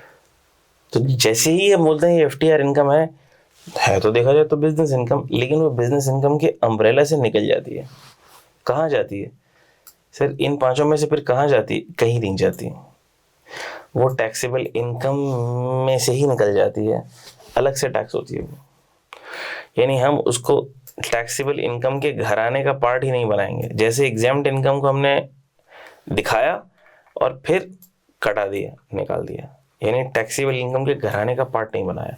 इसी तरह हम एफटीआर की जितनी इनकम होती है ना, उसको हम टैक्सेबल इनकम के घराने का पार्ट बनाते ही नहीं है। नहीं, FTR is not foreign source income. मैंने अभी समझाया नहीं एफटीआर क्या होता है, चाहिए। मैंने अभी आपको पहले बताया कि इनकम के ये डब्बे हैं, इनकम इनमें से किसी 5 डब्बे में जाएगी। अब इनकम के जो डब्बे हैं, उन डब्बों में जो इनकम जा रही है, उन सब पर एक तरह से टैक्स नहीं लगता। इसको मैं यूं समझाता हूं बच्चों को क्या मिसाल ले रहा हूं मैं, एक क्लास में 20 बच्चे बैठे हुए हैं तो सारे सी फैप के बच्चे हैं, तो सारे कैफ 2 के बच्चे, जो मैं सब्जेक्ट पढ़ाता हूँ उसी की मिसाल ले रहा हूँ। लेकिन क्या सबको पढ़ाने का सब एक ही तरीके से समझेंगे? नहीं, कुछ थोड़े प्यार मोहब्बत से समझने वाले हैं, उनको आपने एक दफ़ा बोल दिया होमवर्क करके आओ, वो होमवर्क भी करके आएंगे, सीरियसली भी पढ़ेंगे। कुछ बच्चे हैं जो डांट से बात समझते हैं, बातें करते रहते हैं, तो उनको ज़रा हमें तंबी भी करनी पड़ेगी, थोड़ा सा जलील भी करना पड़ेगा। होमवर्क नहीं करके आ रहे हैं तो थोड़ी ज़रा पेनल्टी भी लगानी पड़ेगी। कुछ हैं बिल्कुल ही ढीठ, ठीक है, होते हैं ना। वालिदैन के एक पेरेंट्स के 3 बच्चे हैं, 3 बहन भाई हैं, एक बिल्कुल सीधा साधा है, दूसरा थोड़ा सा ज़रा तेज है, तीसरा बिल्कुल ही ढीठ है। जो बिल्कुल सीधा साधा पढ़ने वाला बच्चा है वो कभी नहीं पिटेगा, बीच वाला पिटेगा, और तीसरा बेल्ट से पिटेगा फिर पड़ेगा। ऐसा होता ही नहीं होता। हर चीज को एक तरह से ट्रीट नहीं किया जा सकता। बकरियों का भी एक रेवड़ है ना, है तो सारी बकरियों का रेवड़, लेकिन आप वो पूरे बकरियों का रेवड़ अगर आप चला रहे हो तो सारी बकरियां सीधा सीधा नहीं चलेंगी। कुछ बकरियां क्या करेंगी, वो टेढ़ी मेढ़ी हो जाएंगी, वो पत्ते खाने के लिए कभी पहाड़ पे चढ़ जाएंगी, कभी इधर चली जाएंगी, कभी यूं चली, खतरनाक होंगी, उनको डंडा पर जोर से लगाना पड़ता है, सेट हो। तो बिजनेस इनकम के अंदर अब जितनी भी इनकम आ रही है वो सारी इनकम एक तरह से टैक्स नहीं होगी। जैसे मैंने आपको एग्जाम्पल दी, एग्जाम्पल को आप सुने गौर से। एग्जाम्पल क्या दी मैंने आपको, मेरी बिजनेस की इनकम है, अब मैं लोकल क्लाइंट्स को भी सेल कर रहा हूँ, मुझे इनकम रिसीव हो रही है, मैं फॉरेन कस्टमर्स को भी अपनी सर्विसेज दे रहा हूँ, मुझे बाहर से पैसे रिसीव हो रहे हैं, जिसे मैं कह रहा हूँ एक्सपोर्ट ऑफ सर्विसेज। अब जो लोकल सर्विसेज से मेरे पैसे आ रहे हैं, इनकम आ रही है, वो टैक्स होती है अंडर नॉर्मल टैक्स रिजीम, और जो बाहर से पैसे आ रहे हैं एक्सपोर्ट ऑफ सर्विसेज से, वो टैक्स होते हैं under final tax regime. Final tax regime क्यों ऐसा है सर? लॉ बोल रहा है। क्यों बोल रहा है ये हम देखेंगे, लेकिन लॉ जो बोल रहा है हमें वैसे करना पड़ेगा। सर नॉर्मल टैक्स रिजीम में टैक्स होगा तो कैसे टैक्स होगा, फाइनल टैक्स रिजीम में टैक्स होगा तो कैसे टैक्स होगा? अलग तरीका है दोनों का, अलग लाठी से हाँक रहे हैं हम, ठीक है। जो नॉर्मल दिखने वाली सीधी सादी भोली वाली इनकम है वो नॉर्मल टैक्स रिजीम में जाएगी, उस पर नॉर्मल टैक्स रेट लगेगा, और जो दूसरी वाली इनकम है उसके ऊपर फाइनल टैक्स रिजीम का फाइनल टैक्स रेट लगेगा, अलग टैक्स रेट लगेगा। क्या आप समझ रहे हैं? तो हमने कहा कि फिर ये एफटीआर इस बिजनेस इनकम से ही निकल जाता है। देखने, इन्ना लिल्लाहि व इन्ना इलैहि राजिऊन, ठीक है।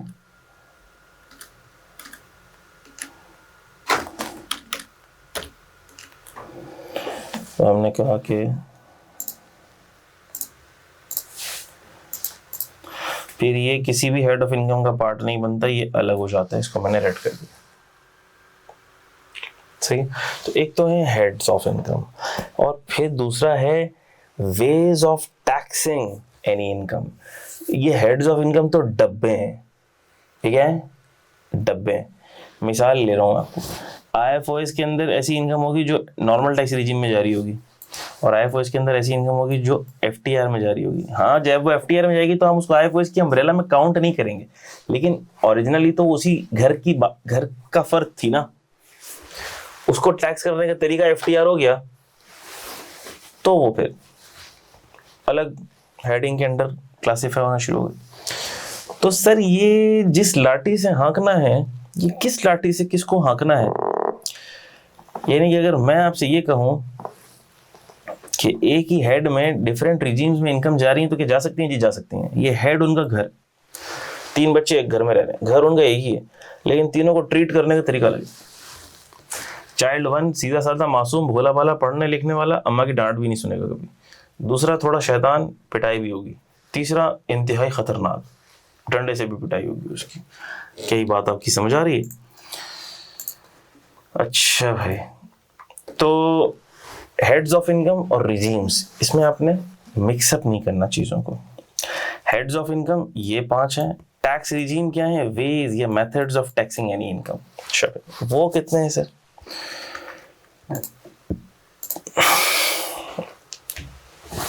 हमने कहा टैक्स रिजीम्स, मोटी मोटी जो टैक्स रिजीम्स हैं ये आपके सामने आपको नजर आ रही हैं।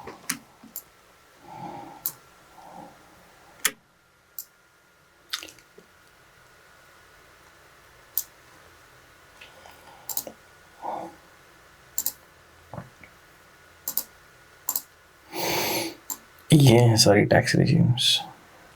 अब सर ये टैक्स रिजीम्स क्या है, किसको कहते हैं, किसको क्या कहते हैं? हमने कहीं यूं समझ लो ये तीन भाई हैं। एक तो है normal tax regime, normal tax regime. अच्छा सर, जो नॉर्मल टैक्स रिजीम में आता है ना, जो नॉर्मल टैक्स रिजीम में आता है, यूं समझ लें सीधा साधा भोले भाली इनकम नॉर्मल टैक्स रिजीम में आती है। और जो नॉर्मल टैक्स रिजीम में इनकम टैक्सेबल होती है उसके ऊपर नॉर्मल स्लैब रेट लग जाता है। क्या लग जाता है इसके ऊपर? इसके ऊपर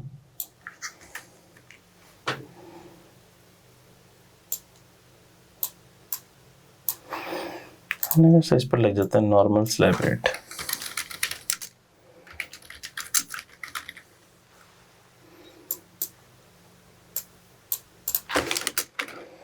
यूजुअली, हमेशा नहीं। और नॉर्मल स्लैब रेट कौन सा होता है? जो आप देखेंगे फर्स्ट शेड्यूल के अंदर, पार्ट 1 फर्स्ट शेड्यूल के अंदर नॉर्मल स्लैब रेट्स गिवन है। अच्छा, मैं स्लैब रेट्स या रेट्स को रेफर करने के लिए ये KPMG का टैक्स कार्ड यूज करता हूँ, जिसके अंदर रेफरेंस भी गिवन होता है। आप खोल भी सकते हैं, फर्स्ट शेड्यूल का डिवीजन 1 पार्ट 1 खोलेंगे, यही टेबल आपके सामने आ जाएगा। एक दफ़ा खोल भी लेते हैं, मसले की बात नहीं है। आपने बल्कि खुला हुई है, ये रहा फर्स्ट शेड्यूल का डिवीजन 1 पार्ट 1 डिवीजन 1। ये बोल्ड से जो नहीं लिखा हुआ, जो छोटा छोटा लिखा हुआ, ये पुराना है, ये वाला, अभी वाला।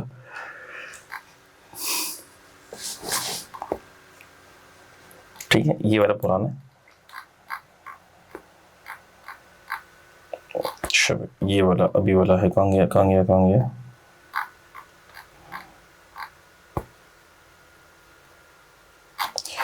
ये वाला अभी वाला, बड़ी राइटिंग वाला, बड़े फॉन्ट वाला। ठीक है, नॉर्मल। ये सारा के सारा सब नोट फुट नोट में आ रहा है जो चेंजेस हो चुकी हैं। अच्छा भाई, तो हमने कहा एक तो ये है, एक ये टेबल है, दूसरा ये रेड वाला टेबल है। तो ये मैं जब यहाँ जाता हूँ तो दोनों टेबल यहाँ पे मुझे नज़र आ रहा है। ठीक है, तो मैंने यहाँ से रेफर कर दिया। एक टेबल है अदर देन सैलरीड के लिए, एक टेबल है सैलरीड के लिए। कब कौन सा टेबल यूज होगा वो आपको पता लग जाएगा, हम देख भी लेंगे। लेकिन कहने का मकसद ये है, दोनों ये नॉर्मल स्लैब रेट्स कहलाते हैं। एक स्लैब रेट सैलरीड के लिए कहलाता है, एक नॉन सैलरीड के लिए कहलाता है, अदर देन सैलरीड के लिए कहलाता है। ठीक है, अच्छा सर, क्या ये दोनों नॉर्मल स्लैब रेट्स हैं? जी, नॉर्मल स्लैब रेट्स हैं।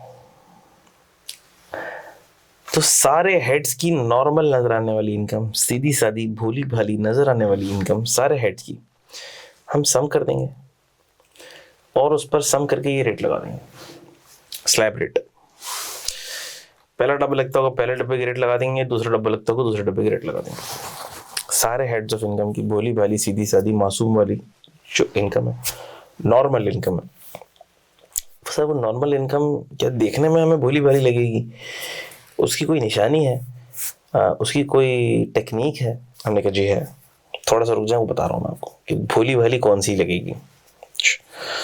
तो सर जो सीधी सादी नॉर्मल इनकम है, सारे हेड्स ऑफ इनकम की जो नॉर्मल इनकम है उसको आप सम करें, सम करने के बाद स्लैब रेट लगा दें।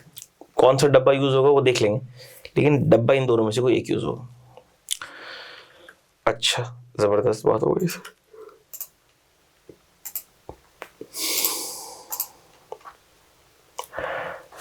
तो यूजुअली नॉर्मल स्लैब रेट लग जाएगा। कुछ ऐसी इनकम होंगी कि जो ऑर्डिनेंस आपको खुद कहेगा कि ये चार्जेबल टू टैक्स हैं अंडर FTR, और कुछ ऐसी इनकम होंगी जिसे ऑर्डिनेंस कह देगा कि ये चार्जेबल टू टैक्स हैं अंडर MTR। तो फिर वो FTR और MTR में जाएंगी। इसका मतलब सर एक बात तो तय है, अगर ऑर्डिनेंस ने कुछ नहीं कहा, लॉ ने कुछ नहीं कहा कि वो FTR है या MTR है, तो हमने कहा सर क्या वो ऑटोमेटिकली NTR के डब्बे में चली जाएगी? Answer is yes, answer is yes, वो ऑटोमेटिकली NTR के डब्बे में चली जाएगी। इसका मतलब इनके लिए ऑर्डिनेंस का कहना ज़रूरी है कि ये FTR में जाएगी, ये MTR में जाएगी। जी ठीक, ज़बरदस्त बात हो गई सर, ये बात भी समझ आ रही है। अच्छा, फिर सर FTR के दो खाने बन गए, PTR, STR। हमने कहा दो खाने इसलिए बन गए, एक तो PTR है और एक है STR। ये जो STR है ना,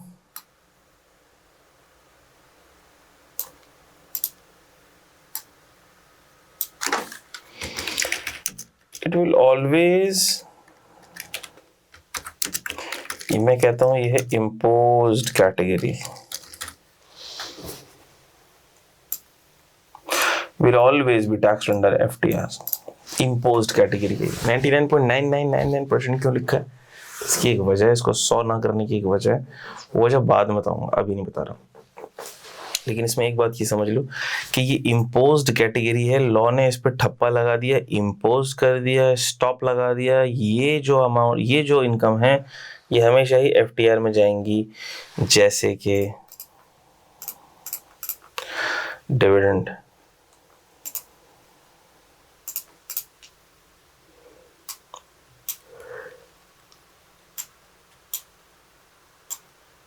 प्रॉफिट ऑन डेट वगैरह वगैरह। सर ये बातें कहाँ लिखी हैं, कि कौन सी इम्पोज्ड कैटेगरी है, ये सेक्शन 8 में लिखी हुई है।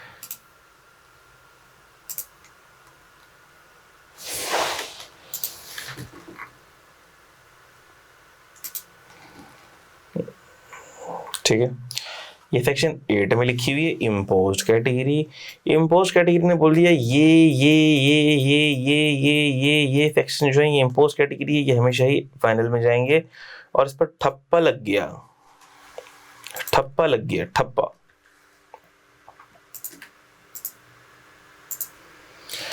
लॉ ने क्या बोल दिया, लॉ ने बोल दिया FTR की दो कैटेगरीज हैं, एक है STR और एक है PTR। दोनों FTR ही हैं, लेकिन जुड़वा भाई करीब करीब एज सिमिलर, यूं समझ लो शक्ल मिलती जुलती, लेकिन थोड़ा सा फर्क है। क्या फर्क है, जो STR वाली इनकम है जिसे हम कह रहे हैं कि ये फाइनल टैक्स रिजीम में टैक्स होगी, ये वो कैटेगरी है जो इम्पोज्ड कैटेगरी है। कौन सी कैटेगरी है, इम्पोज्ड कैटेगरी। और जब मैं कहता हूँ इम्पोज, इनकम टैक्स ऑर्डिनेंस ने किसी चीज के ऊपर इम्पोज कर दी, कोई बात, ठप्पा लगा दिया, स्टैंप लगा दिया, इसका मतलब अब वो हमेशा ही FTR में जाएगी, हमेशा ही FTR में जाएगी। लेकिन मैंने साथ में 99.9999% लिख दिए, क्योंकि एक केस ऐसा है जहां ये नहीं जाएगी, वो बाद में आएगा। आप समझ लें कि जहां ये इम्पोज कैटेगरी आ गई, ये हमेशा ही किसमें जाएगी, FTR में जाएगी। तो सही PTR क्या है, हमने कहा ये PTR हमेशा नहीं जाएगी FTR में, will be taxable under FTR where withholding is established। क्या मतलब इसका, मुश्किल बात कर दी सर आपने, नहीं मुश्किल बात नहीं, बहुत आसान बात करी है। मिसाल के तौर पर will be taxable under FTR where withholding is established। मिसाल के तौर पर इसकी मिसाल ले लो, प्राइजेस एंड विनिंग्स की मिसाल ले लो, ठीक है। जी तो पाकिस्तान से अगर कोई प्राइज जीतता है, फहद मुस्तफ़ा ने बोला भाई गाना गा दो, उसने एक बेसुरा सा गाना गा दिया, फहद मुस्तफ़ा ने उसको बाइक दे दी, जी तो पाकिस्तान से प्राइज जीत लिया। प्राइजेस एंड विनिंग्स पर टैक्स रेट है 20% का। ये थोड़ी देर के लिए सोचो, बाइक ने जीती, बाइक की जितनी रकम जीती 1.5 लाख रुपए। अब वो 1.5 लाख रुपए जो उसने जीता है, 1.5 लाख रुपए उसको जो मिलेगा, उसमें से टैक्स कट के मिलेगा। कितना टैक्स कटेगा सर, 20%। 1.5 लाख पे 30,000 कट जाएगा टैक्स, 1/20 मिल जाएगा।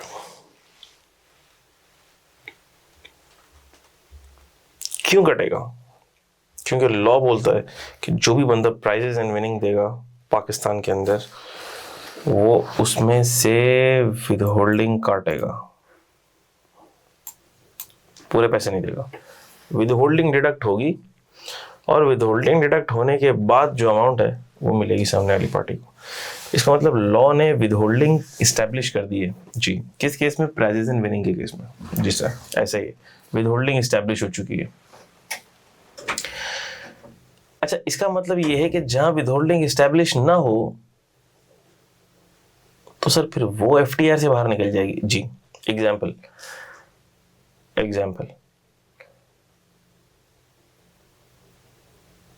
कौन बनेगा करोड़पति इंडिया में चल रहा है, उन्होंने बोला भाई कोई इसका क्वेश्चन है, किसी भी कंट्री से कॉल आ सकती है, उसको इनाम मिलेगा। आपने यहाँ पाकिस्तान से बैठे बैठे अमिताभ बच्चन के शो में फोन लगा दिया और सवाल का जवाब भी सही दे दिया, और मिसाल ले रहा हूँ अपनी, 50,000 रुपये जीत लिए। अब 50,000 रुपये आपको जो रिसीव होंगे, क्या उस पर इंडिया या किसी और कंट्री से आपने जीत लिया, दुबई से जीत लिया आपने, कोई क्विज शो में कोई प्राइज जीत लिया, क्या वो पाकिस्तान के लॉज के हिसाब से विद होल्डिंग करने के लिए लायबल है? Answer is no. जब वो पाकिस्तान के लॉ के हिसाब से विद होल्डिंग करने के लिए लायबल नहीं, तो क्या विद होल्डिंग एस्टेब्लिश हुई? आंसर इज नो, क्योंकि वो पैसे बाहर जा रहे हैं। पाकिस्तान में विद होल्डिंग एस्टेब्लिश नहीं हुई। तो जब विद होल्डिंग एस्टेब्लिश नहीं हुई तो हमने कहा कि फिर ये जो पैसे 1 लाख रुपए अगर दुबई से आ रहे हैं, इंडिया से आ रहे हैं, तो हमने कहा ये फिर एफटीआर में टैक्स नहीं होंगे, यहाँ से निकल जाएंगे, ये फिर एनटीआर में चले जाएंगे, क्योंकि है तो ये प्राइजेस इन विनिंग, लेकिन विद होल्डिंग एस्टेब्लिश नहीं हुई। जबकि एसटीआर में ऐसी कोई कंडीशन नहीं थी कि विद होल्डिंग हो ना हो ना हो ना हो ना हो। उन्होंने बोला भैया ये तो इम्पोज कैटेगरी है, होगी। लेकिन यहाँ हम देखेंगे कि विद होल्डिंग एस्टेब्लिश हो रही है या नहीं हो रही, ये नहीं देखेंगे कि विद होल्डिंग हुई या नहीं हुई। लॉ सुनिएगा, मैं कह रहा हूँ विद होल्डिंग एस्टेब्लिश हुई या नहीं हुई। इस्टेब्लिश हो गई है, गलती से मैं काटना भूल गया, ये मेरी गलती है, मेरा एरर है। इस्टेब्लिश हो चुकी है, लॉ के हिसाब से एक्टिव हो चुकी है, एक्टिव हो चुकी है, एक्टिव हो चुकी है, एक्टिव हो चुकी है। अब अगर करने वाले ने नहीं करी, उसकी जिम्मेदारी थी, तो हमने कहा विद होल्डिंग एस्टेब्लिश्ड है। हम कहेंगे विद होल्डिंग एस्टेब्लिश्ड है। बात समझ आ रही? जी तो पाकिस्तान के अंदर अगर 1.5 लाख रुपए का इनाम जीत लिया और फहद मुस्तफ़ा या जी तो पाकिस्तान की टीम आपका टैक्स काटना भूल गई, तो इसका ये मतलब नहीं है कि उस पर विद होल्डिंग नहीं हुई तो विद होल्डिंग एस्टेब्लिश नहीं थी। नहीं, विद होल्डिंग तो एस्टेब्लिश थी, गलती से वो काटना भूल गए। फिर गलती से वो काटना भूल गए तो क्या हमारी इनकम फिर भी इसमें जाएगी, एफटीआर में जाएगी, पीटीआर में जाएगी, पीटीआर में जाएगी, पीटीआर में जाएगी? हमने कहा जरूर जाएगी,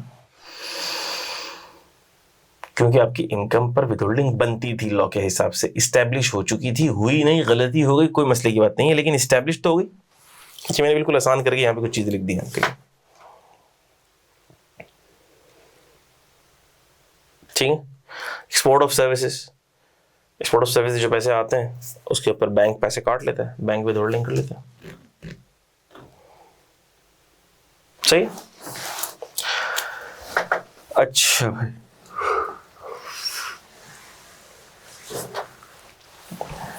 तो पता है डिविडेंड के ऊपर 15% का टैक्स है, प्रॉफिट ऑन डेट बैंक से मिलेगा 20% का, नेशनल सेविंग वगैरह से मिलेगा तो 15% का, प्रेसिडेंट पे 20% का, एक्सपोर्ट ऑफ सर्विस पे 1% ऑन ग्रॉस प्रोसीड्स का टैक्स है। पढ़ लेंगे आगे आ जाएगा सारा के सारा। तो ये फाइनल टैक्स रिजीम में जाता है। फाइनल टैक्स रिजीम के अंदर मैंने इंडिकेशन आपको पहले दे दी थी कि फाइनल टैक्स रिजीम में की खुसूसियात क्या है। हमने कहा इसकी खुसूसियात ये हैं कि इसमें से इस पर टैक्स रेट स्पेसिफिक लगेगा, जैसे डिविडेंड पे 15, इसमें से कोई एक्सपेंस लेस नहीं हो सकता, इसमें से अलाउबल डिडक्शंस नॉट अलाउड, इसमें से कोई एक्सपेंस लेस नहीं हो सकता, इसमें से कोई डिडक्टेबल अलाउंस लेस नहीं हो सकता, इसमें से कोई टैक्स क्रेडिट लेस नहीं हो सकता। टैक्स क्रेडिट मतलब टैक्स रिबेट्स, टैक्स बेनिफिट्स वगैरह लेस नहीं हो सकते।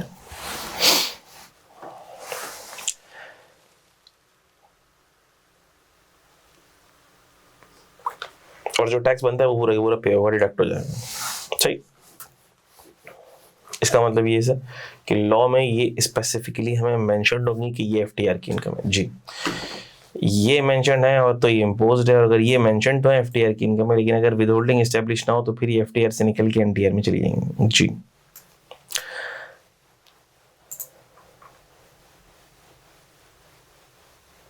नहीं, ऑल विदहोल्डिंग टैक्स पीटीआर नहीं है, ये मैं आपको समझा रहा हूँ। दो बातें।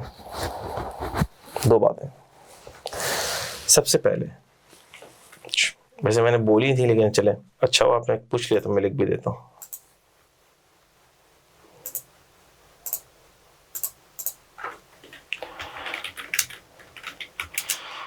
स्पेसिफाइड एज FTR इनकम,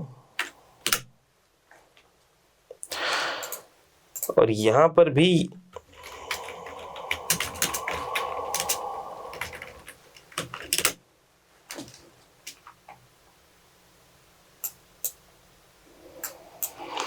यहां पर प्लस की जरूरत ही नहीं है।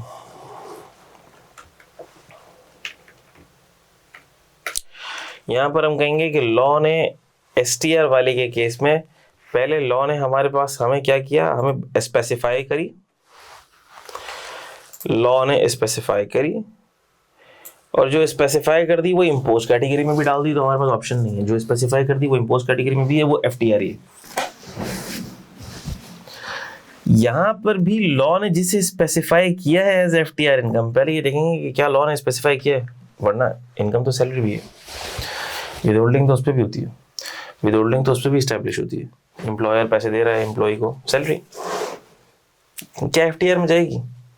सिर्फ विदहोल्डिंग तो स्टैब्लिश हो गई। अच्छा बेवकूफ, विदहोल्डिंग तो स्टैब्लिश हो गई है, लेकिन लॉ ने ये थोड़ी बोला है कि ये स्पेसिफाइड, ये FTR इनकम है, विदहोल्डिंग सब पे होगी। इसका मतलब कि सर स्पेसिफाई भी होगी, FTR है, और फिर विदहोल्डिंग भी स्टैब्लिश हो, दोनों बातें होंगी तो फिर ये वाली बात इनकम FTR में जाएगी। अब सैलरी है, सैलरी पे विदहोल्डिंग तो होती है, एम्प्लॉयर विदहोल्डिंग काटता है, सेक्शन 149 के तहत विदहोल्डिंग होती है। क्या FTR में जाती है? Answer is no. Why no?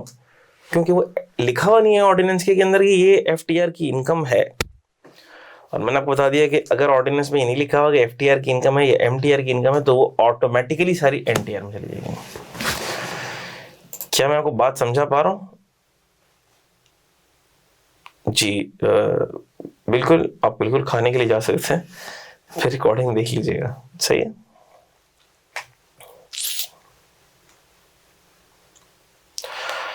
अम्मी को कहा करेंगे हफ्ते वाले दिन, जमेरात वाले दिन, ओके, थोड़ा सा खाना आप लोगों के लिए ढक के रख दें, फिर आप बाद में गर्म करके खाएंगे। आप बोले सर हमारे टीचर भी हमारे चक्कर में नहीं खा रहे, तो हम भी जो है ना बाद में खाएंगे, सही है। अच्छा, तो ये बात हो गई। MTR के अंदर क्या सीन है भाई? MTR के अंदर बिल्कुल ये वाला डब्बा है, MTR का बिल्कुल ये वाला डब्बा है। लेकिन अब देखो मैं क्या करूंगा, specified as MTR income will be taxed under MTR where withholding is established. यानी कि यहां पर भी देखो लॉ क्या कह रहा है कि पहली बात, पहला स्टेप, लॉ उस इनकम को बोले कि ये MTR में जाएगी, लॉ स्पेसिफाई कर। सर कर दिया लॉ ने स्पेसिफाई,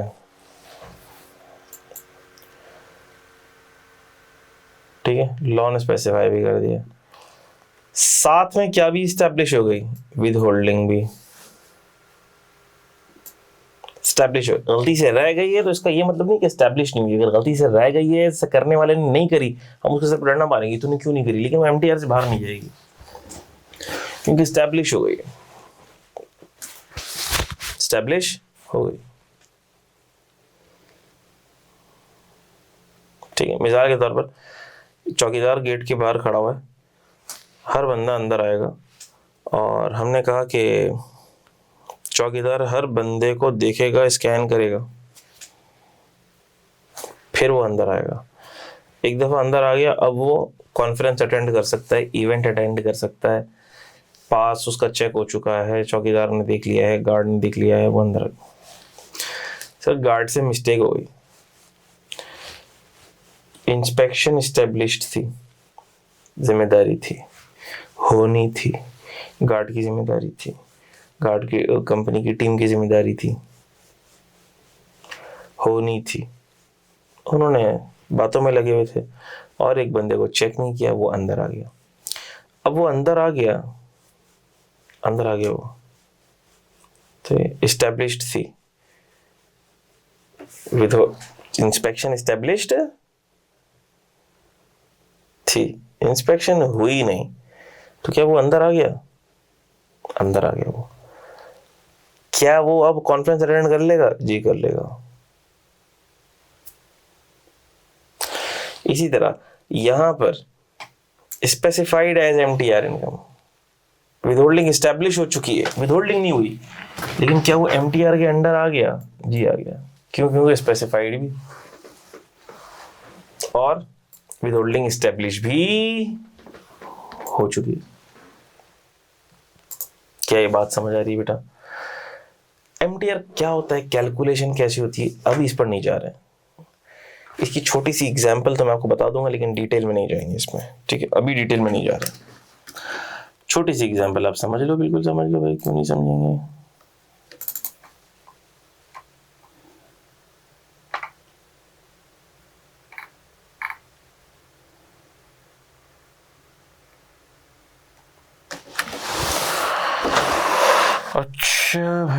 अच्छा भाई, शायद इसमें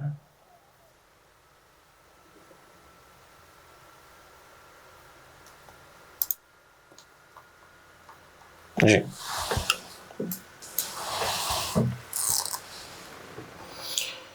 ये देखिएगा,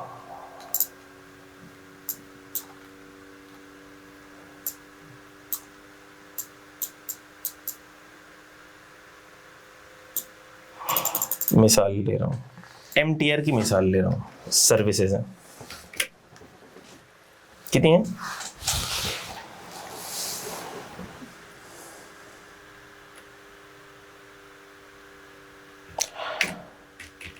सर्विसेज किस में फॉल करती है भाई? एमटीआर, मिनिमम टैक्स रिजीम में फॉल करती हैं। ग्रॉस फी कितनी है? 20 लाख। कितनी है भाई? ग्रॉस फी कितनी है? 20 लाख। सर ये जो 20 लाख सर्विसेज की फीस रिसीव हुई है, मिसाल के तौर पर मेरी फर्म, मैंने कंपनीज को सर्विसेज दी हैं और कंपनी ने मुझे मेरी पेमेंट्स करी हैं। कंपनी को मैंने 20 लाख रुपए की सर्विस दी है, मेरी फर्म है, उसकी एग्जांपल है।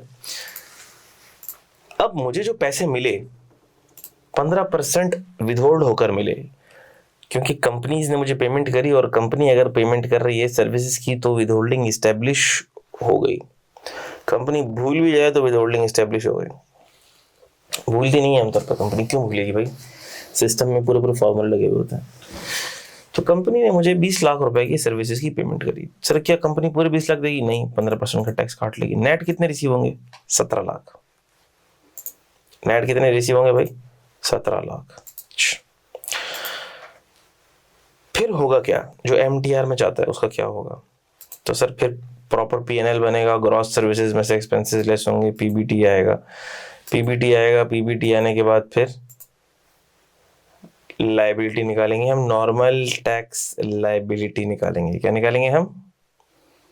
नॉर्मल टैक्स लायबिलिटी निकालेंगे। और फर्ज करो नॉर्मल टैक्स लायबिलिटी निकली 90,000, मेरी निकली normal tax liability slab rate के हिसाब से 90,000, फर्ज कर लो। तो लॉ बोलता है कि तुम्हारे विदहोल्डिंग कितनी हुई है? हमने कहा भाई 3 हुई है, सॉरी हमने कहा भाई 3 लाख हुई है। और स्लैब रेट के हिसाब से तुम्हारे कितने बनते हैं? 90,000। और मिनिमम टैक्स का जो हमने रेट दिया था उसके हिसाब से तुम्हारी विदहोल्डिंग कितनी हुई है? 3 लाख। तो लॉ बोलेगा 3 लाख तुम्हें टैक्स देना पड़ेगा। हमने कहा भाई नॉर्मल टैक्स लायबिलिटी तो 90 बन रही है।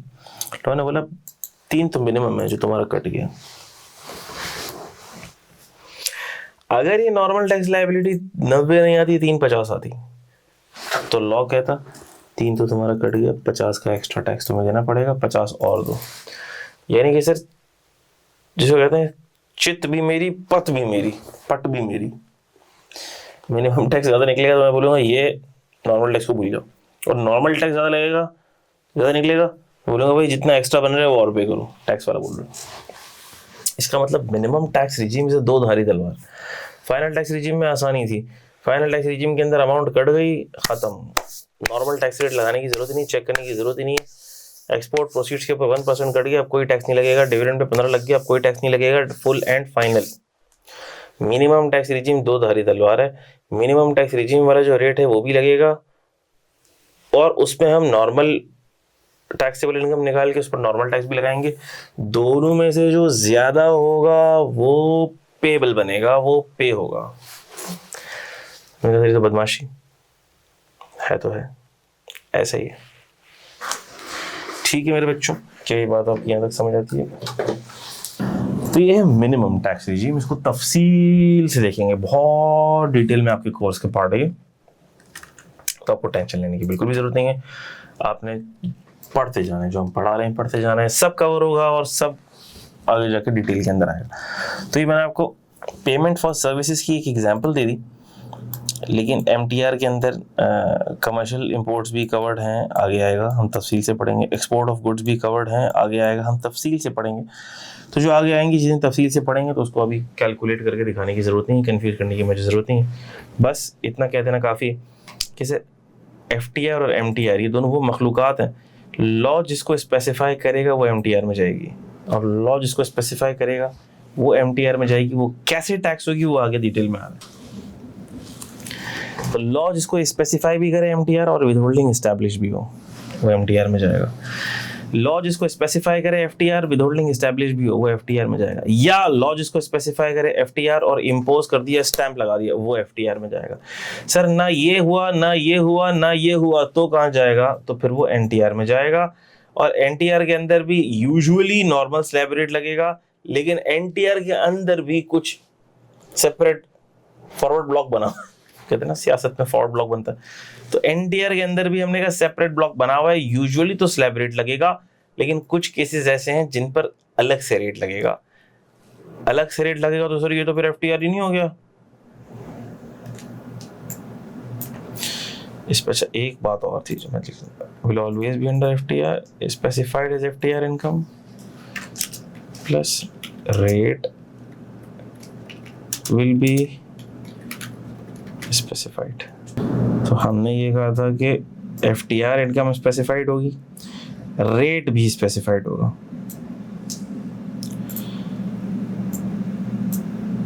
अच्छा, फिर एफटीआर इनकम स्पेसिफाइड होगी,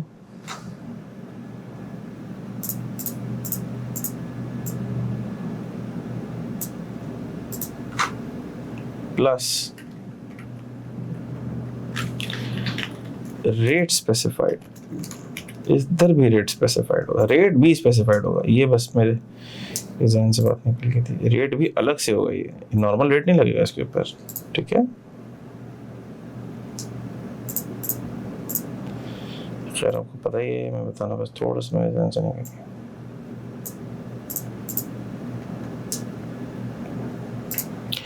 और specified as MTR income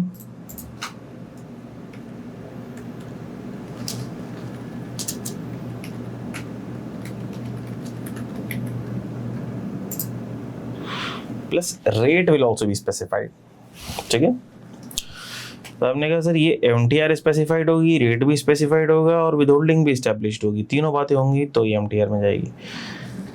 FTR specified है, रेट भी एफटीआर का स्पेसिफाइड है और विदहोल्डिंग भी स्टैब्लिश्ड है, एफटीआर में जाएगी।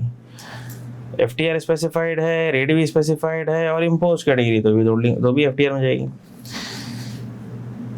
सर एफटीआर स्पेसिफाइड है, रेट भी स्पेसिफाइड है, विदहोल्डिंग एस्टैब्लिश नहीं हो रही है, एनटीआर में चली जाएगी। एमटीआर स्पेसिफाइड है, रेट भी स्पेसिफाइड है, विदहोल्डिंग एस्टैब्लिश नहीं हो रही, एनटीआर में चली जाएगी।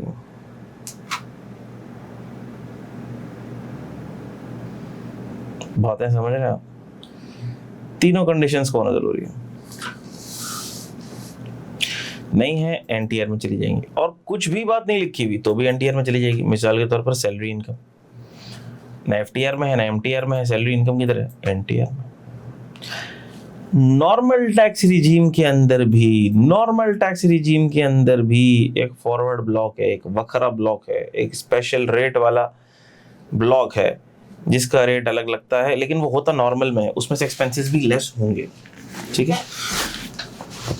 वो कुछ स्पेसिफिक केसेस हैं, वो भी हम देखेंगे क्या है, ठीक है, तो उसकी भी टेंशन लेने की ज़रूरत नहीं है। जैसे गोल्डन हैंडशेक पेमेंट हो गई, जैसे कैपिटल गेन ऑन सिक्योरिटीज़ हो गया, ये सारे के सारे separate block of income. Normal में ही आता है सेपरेट ब्लॉक जी, नॉर्मल में आपने तो बोला नॉर्मल में नॉर्मल स्लैब रेट लगता है, मैंने ये भी तो कहा था यूजुअली। कल को आप बोलोगे सर आपने कहा था इम्पोज में हमेशा यही रेट लगता है इम्पोज कैटेगरी वाला, फिर मैं कहूँगा मैंने कहा था 99.9। तो टैक्स के अंदर हमेशा कहीं ना कहीं आपको एक्सेप्शंस जरूर नजर आ रही होंगी, ठीक है। बाहर तो और बाकी की चीज़ें ईजी हैं, वो with the passage of time आप पढ़ लेंगे। जो FTR की इनकम है उसमें से देख लो, कहीं भी expenses, tax credit, deductible allowance कुछ भी लेस नहीं हो सकता, टैक्स क्रेडिट्स भी लेस नहीं हो सकते, विद फ्यू एक्सेप्शंस वो आगे आ जाएंगी। मिनिमम टैक्स रिजीम में आप देखो, मिनिमम में तो देखो हम दोनों लगाते हैं ना, मिनिमम भी और नॉर्मल भी, तो इसमें नॉर्मल वाली खुसूसियात नज़र आएंगी कि ये हेड ऑफ इनकम में भी जाएगी और इसमें से एक्सपेंसेस भी लेस होंगे और नॉर्मल रेट भी लगेंगे, नॉर्मल भी रेट लगेंगे और स्पेसिफाइड रेट भी लगेंगे, दोनों का कंपैरिजन होगा, जो हायर होगा वो लागू हो जाएगा। और नॉर्मल रिजीम के अंदर तो टेंशन की बात ही नहीं है भाई, एक्सपेंसेस भी लेस होंगे, डिडक्टेबल अलाउंसेस भी लेस होंगे, टैक्स क्रेडिट्स भी लेस होंगे, सब कुछ लेस होगा। और सेपरेट ब्लॉक के अंदर हेड में जाएगा, कुछ एक्सपेंसेस भी अलाउ होंगे, लेकिन इसमें डिडक्टेबल अलाउंस और टैक्स क्रेडिट नहीं मिलते, ठीक है। तो ये चीजें जब हम पढ़ेंगे अब देख लेंगे। इन शॉर्ट बात ये है, FTR में एक्सपेंसेस, डिडक्टेबल अलाउंसेस और टैक्स क्रेडिट्स नहीं मिलते, MTR में मिल जाते हैं जितने मिल सकते होंगे, NTR में मिलते हैं, SBI में भी नहीं मिलते। एक्सपेंसेस मिल जाते हैं लेकिन डिडक्टेबल अलाउंसेस और टैक्स क्रेडिट्स भी अलाउ नहीं होते।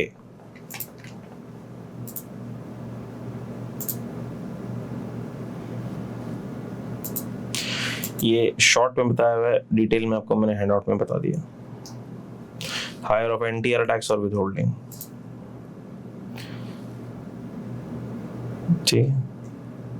ठीक है मेरे बच्चों। तो ये रिजीम्स वाली बातें हमने पढ़ ली।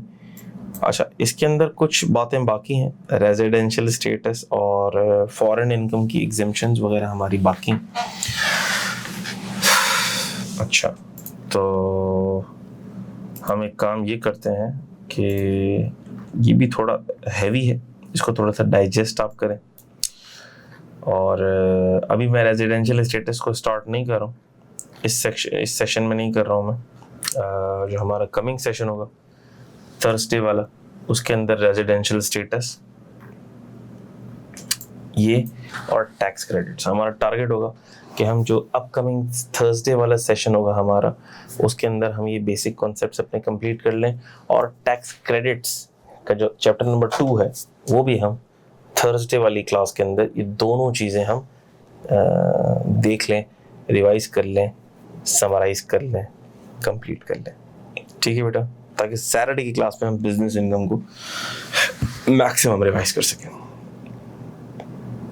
ठीक है मेरे बच्चों, so keeping it till here for today, और बाकी की बातें इंशाल्लाह ताला नेक्स्ट सेशन में which will be on Thursday. So thank you very much, may Allah bless you all, take care a lot. मुझे अपने टीचर्स को दुआ में याद रखिएगा, अपना बहुत ख्याल रखिएगा। अस्सलामु अलैकुम वरहमतुल्लाहि वबरकातुहू।